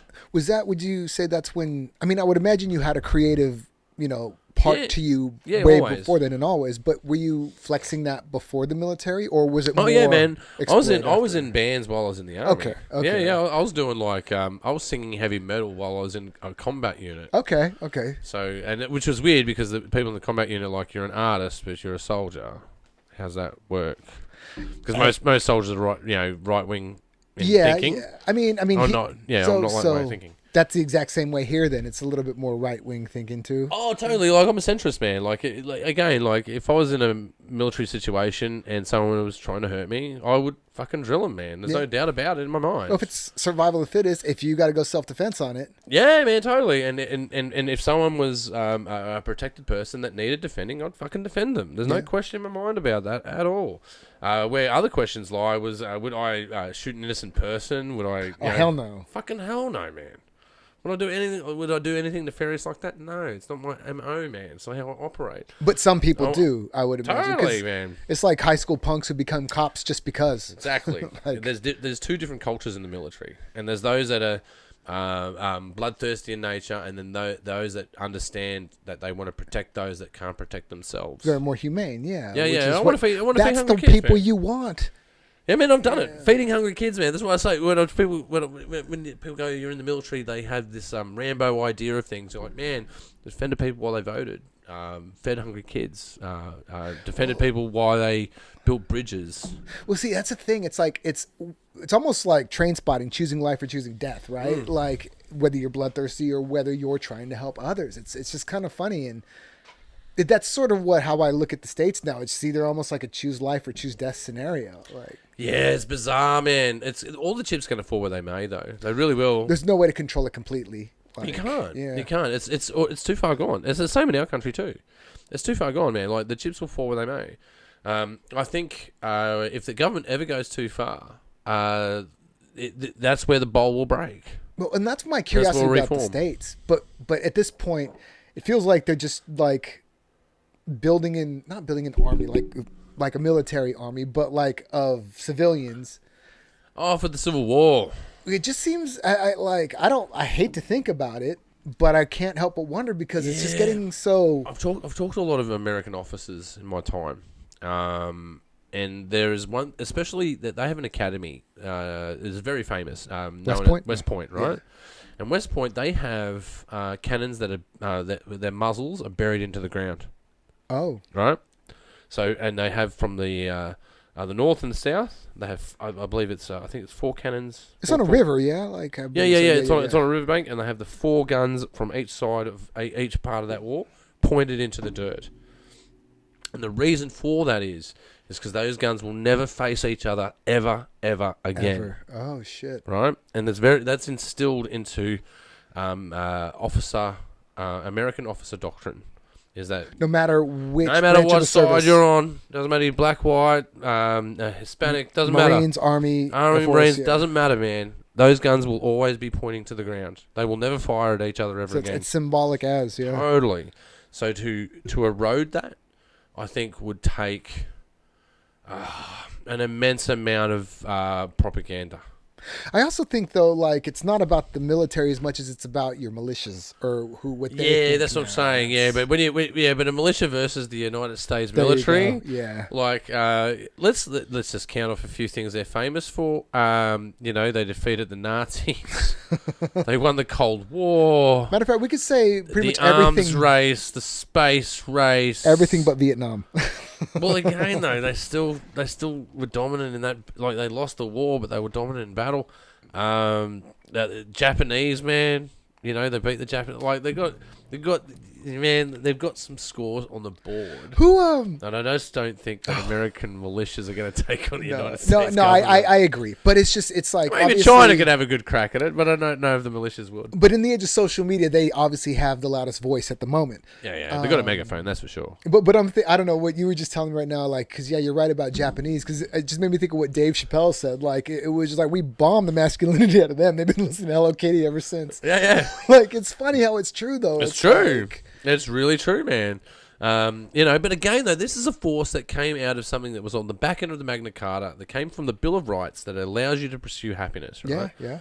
And the Nazi regime was not about that at all. No, they were opposed to this. They wanted to have different mandates for different races, man. Yeah. Same with with Stalin, man. The Stalin movement, the Lenin movement was about the redistribution of wealth, and we're all equal in this way, and that's not the truth. It's such an interesting zeitgeist of our time. Well, I guess before our time to a certain extent too. That from Nazism, then you go into communist bloc. Like it's crazy to think about. Like I never really realized it until I went to Berlin for the first time, just as a tourist, just being like, so that's exactly the lifestyle that happened in this area from like 1940. Up till when the wall came down, 89 or whatever. Like that's just crazy to think. Yeah, well, I think that the new conflicts that are out there are unpredictable, including what we're in now. I mean, Ukraine and stuff. Yeah, well, no, these are terrestrial sort of wars, Sure. right? Here's a line. I'm going to take over this bit of land, and I'm going to fight for it back, right? So even that's understandable. Yeah. See, well. If you look at the evolution of warfare, right, it started as land and sea. Okay, yeah. Right? Land and sea only. Yeah. Until we discovered flight. Then it was land, sea, and air. Airspace and all that stuff. Until we then got into space. Then it was land, sea, space, with and satellites air. and things like that. Yeah. So space now became a different space of warfighting. And then there's land, sea, air, space, and cyberspace. Which that's where we're at, though. And that's... Right, so the singularity, like when human consciousness starts merging with the machine and robots start having their own religion, that's when it's gonna get funky, man. That's when we turn into a hive mind as humans, I think that's where we're going. I can't argue that, man. I mean, I don't know how it's going to happen. I don't know if the singularity's in our time, but... I don't know if it's in our time, but it's coming. I mean, look what we do now. Yeah, we're already doing it. We're doing it right now. We're just not connected, and we're connected, but we're not physically connected. So we're doing the long form podcast right now, right? Yeah. So I'll put that on, at least 16 different channels that will be consumed between 20 and 2,000 times. Right. We will cut that up into little pieces and pieces that will end up on TikTok. Will end up on Instagram Reels. Will end up on Facebook Reels. That will accumulate anywhere between 1,000 and 5,000 hits. Right. That's just what we're doing now. Just by being here tonight. Just by having this conversation. Yeah. It's like... Yeah, we're in a hive mind. Well, it's like too like a... Well, no, 100%. But it's just like, it started with the couch potato phenomenon back just by watching TV. Instead of a hive mind, I've got another one for you. I don't call it the hive mind. We're actually a part of a cybernetic organism. By being connected with computers and stuff? With the phone, man. See, this phone is connected to a network. It's connected to several networks. It's connected to the 5G network, which is 4G and 3G, right? The whole tower network. Yeah, sure. It's also connected to Wi-Fi, which is connected to terrestrial terrestrial cables that go into the ground. Servers as well. And then they go to server farms. Those server farms are fueled by coal, nuclear energy, solar energy. And all of these machines are serviced by us. We populate the space. Till now. Yeah, but that's what I mean. We're literally in a symbiotic relationship with the cyber organism. Whereas we are a part of a cybernetic organism. Well, what's your thoughts on It's crazy. What's your thoughts on that Google thing? Like, what was that, a couple of months ago? Where Yeah. the guy? Oh, look, I've heard the arguments that just for context. Is it sentient? Is it like? It's not sentient. It's not sentient. You could argue. You can tell it to argue that it's not sentient, and it would argue the same. And it could. Okay. And it could. Because there was something a while back. And we wrote something about it and never ended up doing anything with it. But like the two Google artificial intelligences, thank you, sir. I'm sorry. That's okay. The two artificial intelligence that were talking to each other back and forth, and then they got into it, just kept going until they got into the concept of existence and God. And well, I am God. Like, yeah, that's weird. It is weird. It's just there's probably points to be noted out of it, right? Don't get me wrong about that. You think people are making it cinematic? Yeah, I think it's blown out of proportion. You got to look at the source of these things. Of course, the romantic side of me was like, no, that's the crazy source shit. of that article. I looked at the source of that article. The guy that wrote that article, the one who was supposedly fired from Google. Yeah, that guy. He has his own cult. Oh well. Has his own cult, and the cult is to do with the singularity. So he's already biased towards it. He's so he's just finding reasons why that's going. Yeah, he's got confirmation bias, But that doesn't mean that sentience can't be found and consciousness can't be transferred, and we're not going to discover these things. These things are going to be discovered. But I would say that we are definitely the proto-cyborg right now, because this phone is going in. It's the Marshall McLuhan at the moment. It's the extension of the appendage, right? The only thing is we're not physically connected to it. That's the only thing. The interface. Yeah. The interface is the only difference. But it's got our face. It's got our face lined up. It used to have our thumbprints. It has. But the speed that you can type now, you can do it at speech.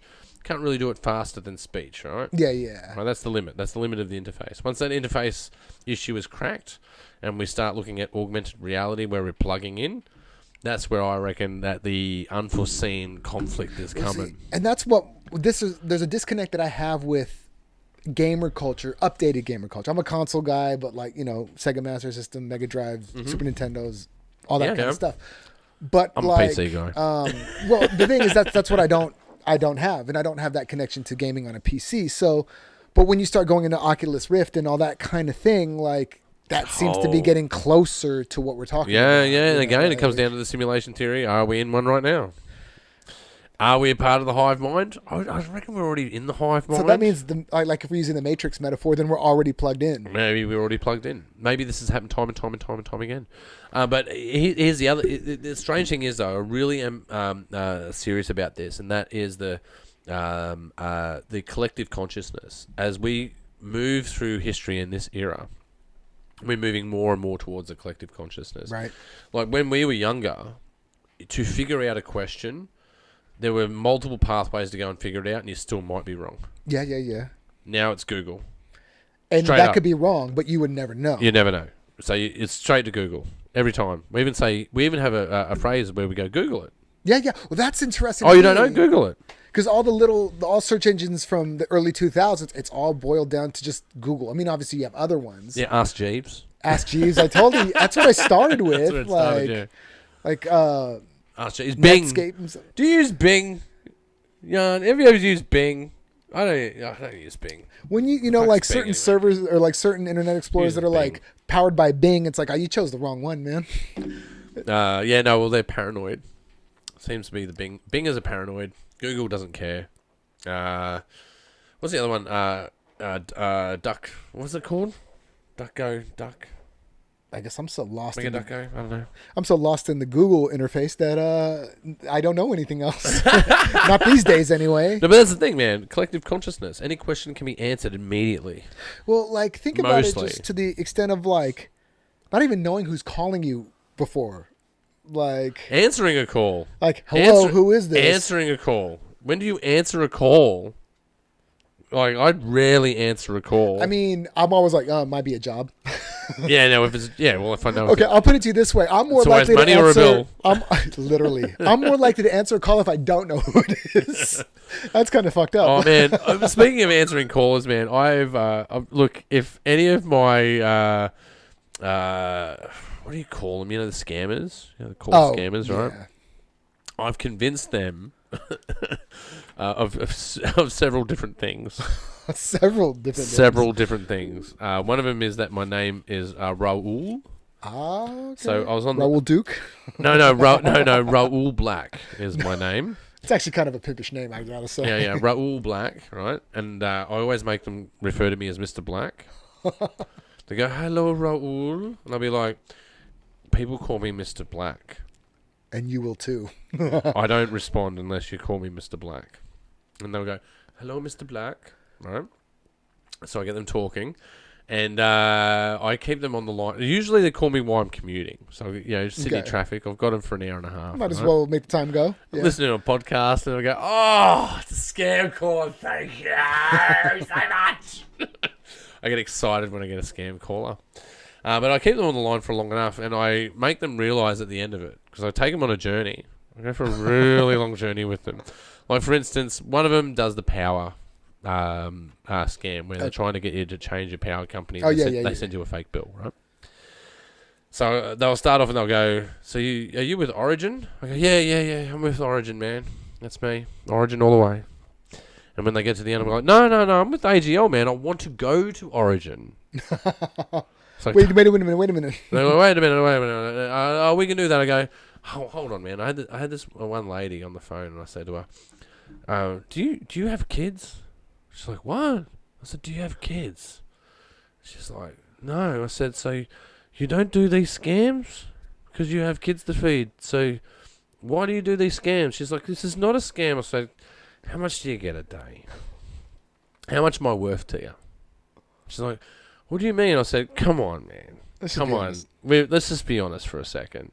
Because it's all exposed, right? Yeah. Because they left their channel open so I could hear them talking in the background. So I gave them their own information back to them. I said, it's clearly a scam, right? So you've dropped the ball and I'm just messing with you. Don't hang up, though. Please don't hang up. Because I'm curious. I'm curious. Don't hang up on me just yet. I know you've lost your sale and you've lost the scam. But I'm just wondering, like, why you do it. She goes, I do it because I like going on holidays. I'm like, okay. So if she gets one person, then they can... She goes, she gets to go on holidays. One person equals a holiday. I'm like, wow, man, you do this for holidays? She goes, yeah. So it's pretty cruel, lady. She goes, but I don't live in Australia. Like, so it is. Oh, that's a good one. It doesn't matter, does it? Doesn't matter. Because you could go, you're a scamming bitch and you're a low life, you're a fucking asshole, yada, yada, yada. But then she goes... Well, it's a fucking free world, man, and people want to be scammed, and you living over there, me getting $180 off you so I can go on holiday. Doesn't sound like a bad deal to me. Good to me. Like, nah, I can't condone it, but I can get it. Makes sense, because I don't know. I find it very entertaining when I do that, though. I'm terrible. My wife will be sitting with me, and like I'll get him on speakerphone. They'll be like, "Hello, I'd like to speak to Raul Duke." No, sorry, Raul Black. And I go, Raul speaking. And my wife will look at me like, this is Raul.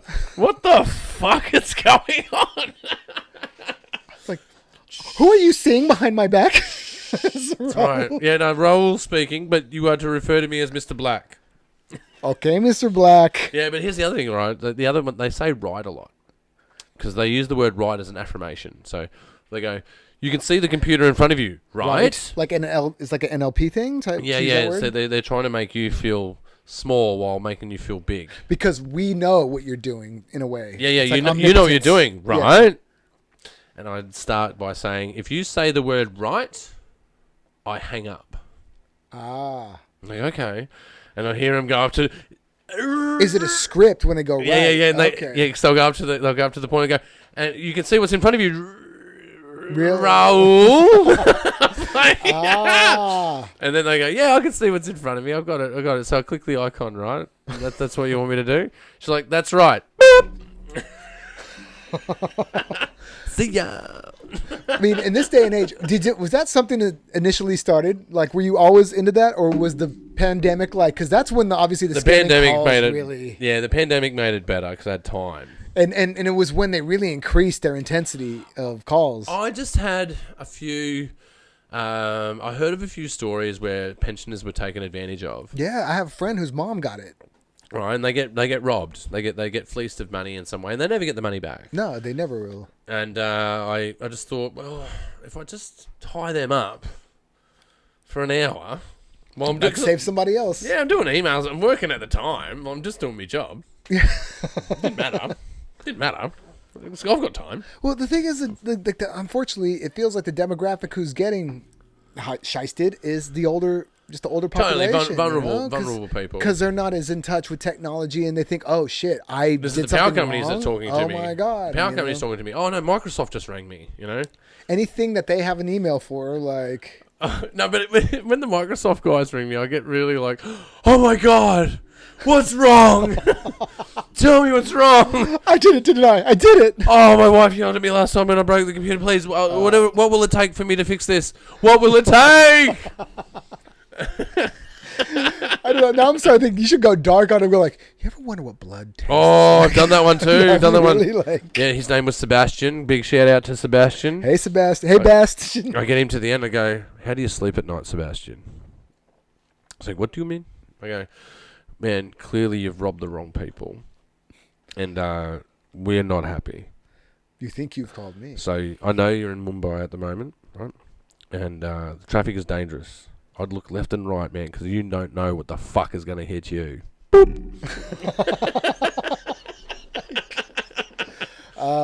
You probably, it's just one of those things where it's like, fuck. I'm horrible. I can't help myself. It's entertaining. Yeah, but it's not like you're trying to do it like to the wrong person, meaning like you're screwing that person over. Like they're trying to screw you over, so they just get it. Well, the other part of it is you get to monologue your bad guy. So I've been working on a few bad guys, and I recommend this to actors out there. If you get the scam call, you can work on your shit. Because you've got a receptive audience, you can work on your shit. Shit, now I want to become Tony Soprano, like on the phone next time. You can do anyone you want.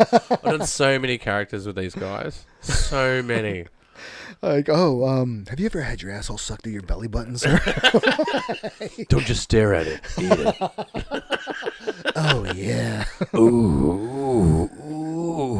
Nothing gets me off than changing my energy company. No, my favourite one has been the dumb guy. Be the dumb guy. So I do the dumb stoner Australian. Oh, man. No. You just go, hello? Yeah. No, I'm in front of my computer. Just be a real slow drawn cunt, and they'll fucking draw him in. You've inspired me to do the value. What? What am I doing? Oh my god. Yeah. No, you can do that one. You can do anything, man. So when a scam caller calls you, you can work on your shit, and I'll work on my shit. Sure, I need to get into the acting chops, man, just so I can have something to do in the scams call. And your writing chops as well. Character development. Like at least twice a day, you could probably expect somebody to call you. Like totally. This day and age. I think they gave up for a while. They're like, this number's on the blacklist. Fuck this guy. He ties up so much time. I walk through the house and my wife would be like, not another one. I'd be like, I got another one. We got to go to a later showing tonight. Man, look, I think we've come really close to the end of the show. We've been on here for a couple of hours, so we should probably wrap it up. Okay, well, no, that's fine with me. I do have one question. In this, Sure. Because we had put a pin in it later. Oh, okay, that's right. You said possibly the one singer who's better than Freddie Mercury is Whitney Houston. Whitney Houston. And goddamn it, if I can't agree with that. I agree with that rather. Whitney Houston, man, is amazing. It's like, let me just start by saying it's an absolute shame what happened to her. Dude, I fucking do. Yeah, man, she was taken advantage of by people that knew that she was a gold mine. She wasn't allowed to express herself sexually. Her mother... Meaning in the early beginning. Yeah. Her mother dampened that, and she lost her best friend, who was the one keeping the wolves at bay. And then the best friend, air quotations, best friend went away. And then the wolves had no fence anymore. And they got her. They fucking got her and they crushed her. They took everything out from that woman. But, man, when she could sing, when she sung, her peak was The Bodyguard, right? Oh, I think that's probably most successful. I mean, but it was all a peak up to that point, yeah, right? Like she kept besting herself. She kept peaking, peaking, right? But her voice, oh my God, she goes places with that voice that no other human can. I still think to this day, because I do listen to Whitney like from time to time. And for me, like, I don't know what it is, but it's chills. It's like I like the ballads more than some of the dance songs, but but even the dance songs are great. No, they're great. I mean, I'm not gonna lie. I actually took "I Want to Dance with Somebody" and made it a ballad because I found her a cappella and I was like, I'm gonna make this a ballad. But again, "I Want to Dance with Somebody." That's a great track, man. Man, she is the guitar. She's literally the guitar. Like she's amazing. Listening to the a cappella of that, because I hadn't ever heard the a cappella until like a few months ago when I decided to do this. Oh my God, I was just like, you don't even need music just to hear. Just her voice will do. But the thing is too, because like you're right? Like, so she had to maintain this quote unquote innocence and like keep that locked up. And it's almost like you could hear it at that point, because that was what her second album. Like you could hear that there was still almost like this wide-eyed wondering innocence there. Yeah. Like almost like a genuine happiness. And I don't know. I could be wrong. I don't know what was going on, but. Yeah, but she's definitely had something from the soul and from the heart, and all of that was diminished by evil doers in her life throughout her life, right?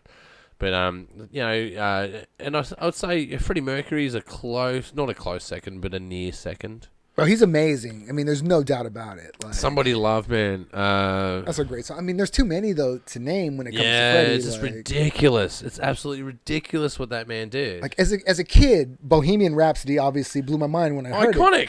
But rock opera that goes for how long? 7 minutes? It took, I don't know how long it was, but when I was of age and was like looking into music more to realize, oh, that's just him. There's nobody else singing those harmonies. That's all him. It's all him. I thought that was the band members as a kid. You know what I mean? Like, yeah. No, they do some of the backups on it, but it's all him. Like, like on the Infamous part, like that is all him, right? For the most part. Yeah, but even the outro, like even Somebody to Love, right? Listen to the outro of Somebody to Love, man. His voice is like a feather on the wind. It's like I can't hit the notes. I'm tongue deaf, but like. Yeah, I can't. Yeah, it's just absolutely amazing. Like, look at someone like David Bowie, right? Yeah. David Bowie is the stage presence, personality, great voice. Yeah, well, but he's not Freddie Mercury. Well, I could say the same thing about Michael Jackson. Like, he's the total package, but it's a package. It's a package, the whole thing, right? Whereas Freddie's this. I mean, Freddie also has his stage presence. There's no doubt about it. Yeah, but the voice is the tower above that presence. Yeah. And there's very few of them, but the only one that really exceeds all of that for me is Whitney Houston. Yeah, it's just I'm surprised to hear you say that. Pleasantly surprised, but yeah, I mean, I get moved by her. Like, yeah, man, like she'll give you goosebumps, man. Like, don't get me wrong, like I'm a heavy metal singer, man. Like I'm into Randy Blythe, I'm into Maynard, like these really heavy dudes. Like I'm into that stuff, but and don't get me wrong, like out of all of the gods of metal. Maynard is definitely... He's your favorite? Is the favorite, okay, right? Fair. He's definitely a front runner that's way out there in front. But, when you're talking about music and the full spectrum of it, don't get me wrong, even Pavarotti, man, as an opera singer, right? That is intense. Or, I've lost my brain. Where is it? Nina Simone, man. Oh, Nina Simone. I mean, she's also an intriguing figure in her own right. But like, that voice is fucking unique. Yeah, like Mississippi Goddamn, like that song, like that to me, that's a horror song. But like this whole country, you're gonna die like flies and all that stuff. But it's such a good song, and the conviction that she has, like even Porgy, Porgy and Bess, when she does that, like, but. Great storytelling, but presence, but the voice just sits above all of that presence. And she didn't like or anything like that, but it still was the presence of that voice. Very commanding about it, right? But with Whitney, it's a rocket that is well above the personality. It is literally, it's in the stratosphere. I've got goosebumps thinking about it. Me too. Okay, so I'm thinking about absolutely amazing. I'm thinking about the song "Didn't We Almost Have It All" because I freaking love that song. She says, "Line, we can take the night into tomorrow, but it escalates." And when she hits tomorrow, there's something about it. It's just angels. Yeah.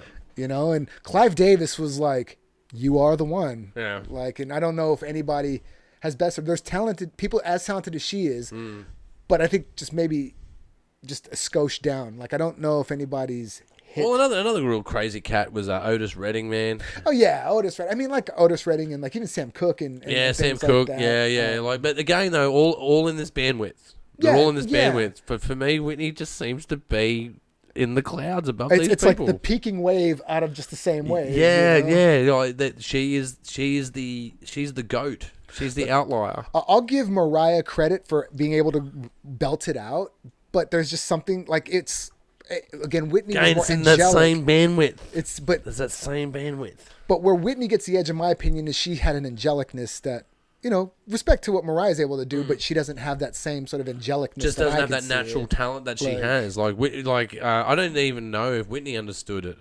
Like it's just natural to her. Natural, that's the thing about it. Right? Just pure natural. From 12 years old, doing that her entire life. Probably watching Dion do things too, Man, she's not too bad. But again, you come down to like I even like bands like the Spin Doctors and stuff like this, fair. right? Little Miss, can't be wrong. They're fun. Yeah. They're fun, right? But they're not like in that. It's not like, oh my god, I'm gonna live my life by fucking them. League, man. You could argue that Elton John, right? I got him tattooed, so I love Elton John. Yeah, I love Elton John, but he doesn't write those lyrics. It's Bernie. It's Bernie. Yeah. So it's a duo that's going on there. So there's a brain, and then there's the piano player. Yeah. Billy Joel, man, he's another one that's way up there for me. I love Billy. Yeah. No, the thing about it is like. Is that, and you can argue this because there definitely are going to be people who are just as talented. It just might not be my cup of tea in this day and age. But are there going to be those legends anymore? I don't know. Because it seems to be a bygone era. That's what I mean. Because you can only be that level, like Beatles, anything like that too, without streaming, in my opinion. Yeah. Well, this is where my cynicism for pop culture comes in. Pop culture stopped at around 2004. 2004. I gotta actually place 2004. Rap music has stopped way I'll give you before that for me. I'll give you an example, right? So, what's the dress code for the 1960s in your mind? Can you see it? When I see 1960s, yeah. Unfortunately, I'm seeing Beatles. What are people wearing? What are people wearing? What's the textiles, man? What are they wearing? What do I say? I'm picturing Austin Powers. Yeah. So you got a picture. Yeah. You got a picture. Bell bottoms, pirate shirts. Paisley. Yeah. You've got a color palette, right? Batik. Yeah. And then you got the idea of you mentioned the music first, and then we got to the fashion after, right? 70s. What's the music? What's the fashion? Well, you still got your classic rock. You got disco. Yeah. Disco. Straight up. Yeah. You got bell bottoms more. Leather jackets. Yeah. But then I think of the black culture. Like you have afros. Yep. Like big collared shirts and things like that. Iconic to the time. Yeah. 80s. I mean, we can go with new wave. We can go with tracksuits. We can go with like Adidas with Run DMC. We can go all sorts of places. Diodora. Even Diodora tracksuits. I'll take it. All right, in the quick dry tracksuit. Shoot, you could even go just Converse and jeans like NWA and stuff like that. Yes, and then you start getting the 90s, right? So you get to the 90s, you've got Limp Bizkit, you've got hats backwards, hats sideways, big jackets, baggy jeans. Oh, when we're going to that, really baggy. Really baggy, overdressed, right? What's the music of the 2000s and the dress of the 2000s? I don't know. You don't know? Nobody does. Even the music, I'm starting to think. I'm still going with Limp Bizkit. System of a Down and things like that is where I'm at. Yeah, but the early 2000s, they're pre-2004. So after 2004, yeah. It all falls apart. What's the dress code and what is the music for the teens? Okay, so quick question. Is that an age thing? Is that a generation thing for us? I think people it is. Younger than us could answer that. Yeah. Ed Sheeran, you could argue Ed Sheeran. Yeah, but even I don't pay attention to him really though. Yeah, that's right. He's in I get him and I know where he's at. And Eminem's 90s, right? Yeah, because he came out in 99. Yeah, that's it. 98 or whatever, but so my point is that pop culture really ended around 2004. The rest of it is regurgitation of the past. I mean, you could argue that a lot of it is regurgitation of something before it, but never so blatantly. No, but so blatantly than now. Even in the film industry with just all the remakes. It's all lifted. Everything is lifted. There's no original ideas, man. I can agree. Okay, there's never going to be an original whisper rap. original We got dude. whisper rap. We got that. We got whisper rap, which is great. Hey girl, this is what I'm saying. This is what I'm Oh look, emo. I'm looking at just emo flew up out of emo. nowhere. Yeah, but emo. One man's emo is another man's fucking god. Okay, you know what here's I mean? a question. Okay, so there's one band that I think was actually after 2004, and this is what's coming because now I'm going into my brain. I read emo and it clicked. I worked at Guitar Center in 2004, Okay. so all the bands that I fell into that I liked from what people I was working with playing were bands like My Chemical Romance, Yeah. like Shadows Fall was one of them. Parkway Drive. Yeah, well, I never really listened to much to them, but him. Shame on you. Him, remember him?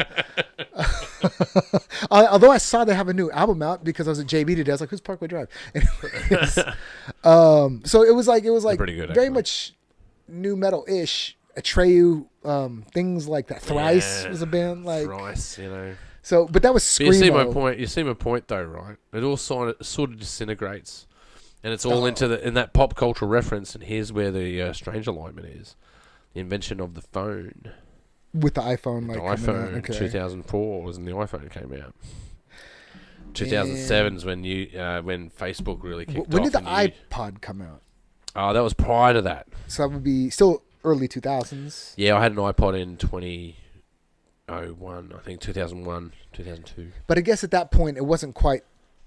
Thousand songs, phone. 1,000 songs on a That on a blew my box. mind. That blew my mind, right? Yeah, that was. They say it's the best. It was the greatest invention of the 20th Totally, century. man. It was revolutionary because like we had the Walkman, Yeah. and then the Discman was shit. And then if you had your car, no one used a Discman. maybe you had if you were lucky, a 16 disc changer, maybe Yeah. a 20 disc if you 20 could yeah, afford it. yeah, 20 disc changers, even a 10 disc changer, even a 3 disc changer was Six. like. I had a 6. That was what I could afford. Yeah, I had a 6 Like, as well. So I had a 6 disc changer, but even then you were very selective of who put that yeah. fucking disc in your Or car. you would then try to burn CDs at a certain point to get as maximized. Yeah, and then we got the your MP3. life. MP3 started coming up. We started borrowing music. I really feel that it all sort of fell apart, and we're in this funk, this adolescence, where what's really prominent now are the long form binge series. Yeah, It's the yeah. only thing that I can really identify with that's modern. Yeah, That's yeah, I'll give that to you. genre driven. Like Stranger Things, of Yeah, course. yeah, yeah. Which again is a pop culture reference to the 80s, 80s. which is why it's easier to latch onto it. At least if you love Stand By Me, Goonies, That's whatever it. from that day, like this is going to It resonate. taps into these zeitgeists, right? So no new zeitgeists have been made. But here's my Not question. that I know though. of. Maybe they are. I don't know of them. Though. But we won't experience that because we've had ours already. But is there something that like to tap into our zeitgeist now? Does it have to be something more our age? Because we won't get it from See, a I don't know about that. See, I had what put me onto this idea was someone that I quoted a movie to. Okay. And then they quoted it back to me. I'm like, oh, so you know Indiana Jones. I go, what's Indiana Jones? I'm like, you just quoted Indiana Jones. They're like, oh, no, I saw that on a meme. Yeah. I was like, whoa. So you're quoting and we're having a dialogue over an original material, but you don't know the original material because you know the meme that is referencing the material. Dude, half these people who say That's fucking insane. half the people say bye Felicia have never seen Friday. Like, and I'm like, do you even know what you're saying? Like, Damn! Or why? Like, Damn! That's where damn really comes into it. Wasn't who was the comedian in that? With Chris Tucker. It's Chris Tucker. That's right. Fuck, he was funny in that, man. Yeah, he was. I mean, You got knocked the fuck out. like, remember, write it down, take a picture of it. I don't give a fuck. Yeah, man. I just find that I don't know if it's a good or bad thing. By the way, I don't think we could call it bad, but I don't think it's bad. something positive per se either. But I'd like to see, perhaps something solid coming out of the next 10 years, man. And I think that's there. I think it's coming. I think the churning over of mince meeting the stakes of the past I think you're right. is going to change because people are getting sick of it. They want something else. Yeah, and I also feel that way about superhero stuff. Oh, you mean spaghetti westerns in the modern era? Yeah, well, shit. Can I get a spaghetti western then? Like, Yeah. maybe it's easy for me to say that. People don't have the attention spans for that anymore. But That's what it is. That's what superhero movies are. They're westerns. Which, yeah, but at the end of the day, I don't remember so many westerns shoved down my throat. Yeah, but you weren't in the era of that. No, but back in the 60s. Yeah, but after the westerns era, you got The Godfather. You got Taxi Driver. That's what I'm hoping for, man. That's what changed it. That's where the control went back to the director. And this is where I'm talking about artists actually having the power. Artists have the power. It's whether we choose to take it or not. Oh no, it's 100%, and it's just it's almost like a perception. Like, you gotta know that if this is what you want, you'll probably get one opportunity to say yes. Because if you say no, then you'll spend the rest of your life trying to chase that opportunity again. That's right. But, yeah. But I think I think there are green pastures out there, and we should go for them. I agree. I think you're right. I think there is something about.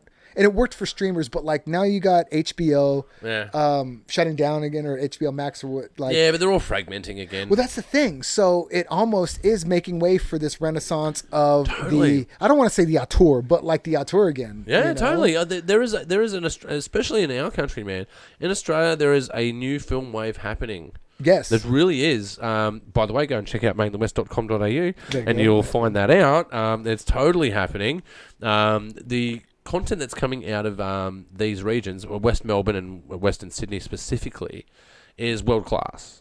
Well, and I want to say it's cutting edge. The reason I think too is because it dips underneath the radars of what the bureaucracies and already established, say, film festivals are, because I believe Australia in that sense is so risk averse that even if Quentin Tarantino came to them with Pulp Fiction 94, like, nah, mate, needs to be more like Crocodile Dundee, and he would have been like booted. Yeah, that's right. Yeah. Like, and by the way, go and check out Not Quite Hollywood. I love that. Yeah. Oh, dude, if you need to understand Ozploitation, and it's an important note to say, to understand Ozploitation and to understand the Australian film wave that is here, go and check out Not Quite Hollywood. And you'll recognise that there is a potential for Australian content to be original. Yes, and internationally viable and saleable at the same time. Totally has a market. Totally has value. I love all the actors in it, but don't give us another Palm Beach. Just no. No, we've had enough, man. Let's do something cool. Can we take those actors and do something else with them? Yeah, but like, look at Mad Max, man. This is an exploitation film, and look at it now. Well, this is the thing. Like, okay, this one last bash on the bureaucracy that is the Australian film industry. Right, take out a bat with spikes coming out of it. Let's do the town. It's just funny because, like, God bless where we are in the world, but when Create New South Wales wants to shout out Furiosa for being this New South Wales production, no, you're not just a sole New South Wales production. All your money is coming from overseas, so don't paint it that way unless you're going to champion it yourself, which you don't. They're not going to do. So that's my rant. Yeah, that's the end of rant. That's all right. But hey, man, if anyone wants to check out any of your content, where can they go? They can go to www.dissenterstage.com. Anything you want to see that I've ever been a part of or am planning to do is on that. Which is some really cool content with some really cool peeps. Definitely, man. All Western Sydney for the most part too. Like I like to say, my career didn't really start until I got to Sydney, but it really started going once I moved in the West. But it's going off, man. But it's sort of I just found the like-mindeds, you know what I mean? And they're everywhere. That's awesome. Like, that's what you need. They're fucking everywhere, bro. We need to share in this healthy delusion, because healthy delusion is good. Bullshit delusion is bad. Oh, man, I've been dying to get you back on the show. Because we did a show like at almost the start of the year. Like April something like that. Yeah, I've been thinking about it ever since. I'm like, man, I've got to get Noel back on the show. Oh, I'm always down. Because I could just talk to you for hours, man. I could have won an Oscar yesterday and then showed up. Man, if you win an Oscar, don't forget to come back on the show and talk about it. Just say, hey, Yeoman, you want to come back? Yeah. I could use the viewership. Oh, right on. So could I. But guys, you've been watching the Pagey Train. You can check us out on Spotify. That's right, video on Spotify. And you can check us out on YouTube. And while you're there, don't forget to subscribe. And for you avid listeners out there, we're also on iHeartRadio and Apple iTunes. You have been watching the Pagey Train, and we'll see you next time. Woo! Sonic Boom, another one down. Sonic Boom. Number 1, 2, 1. Iker, uppercut.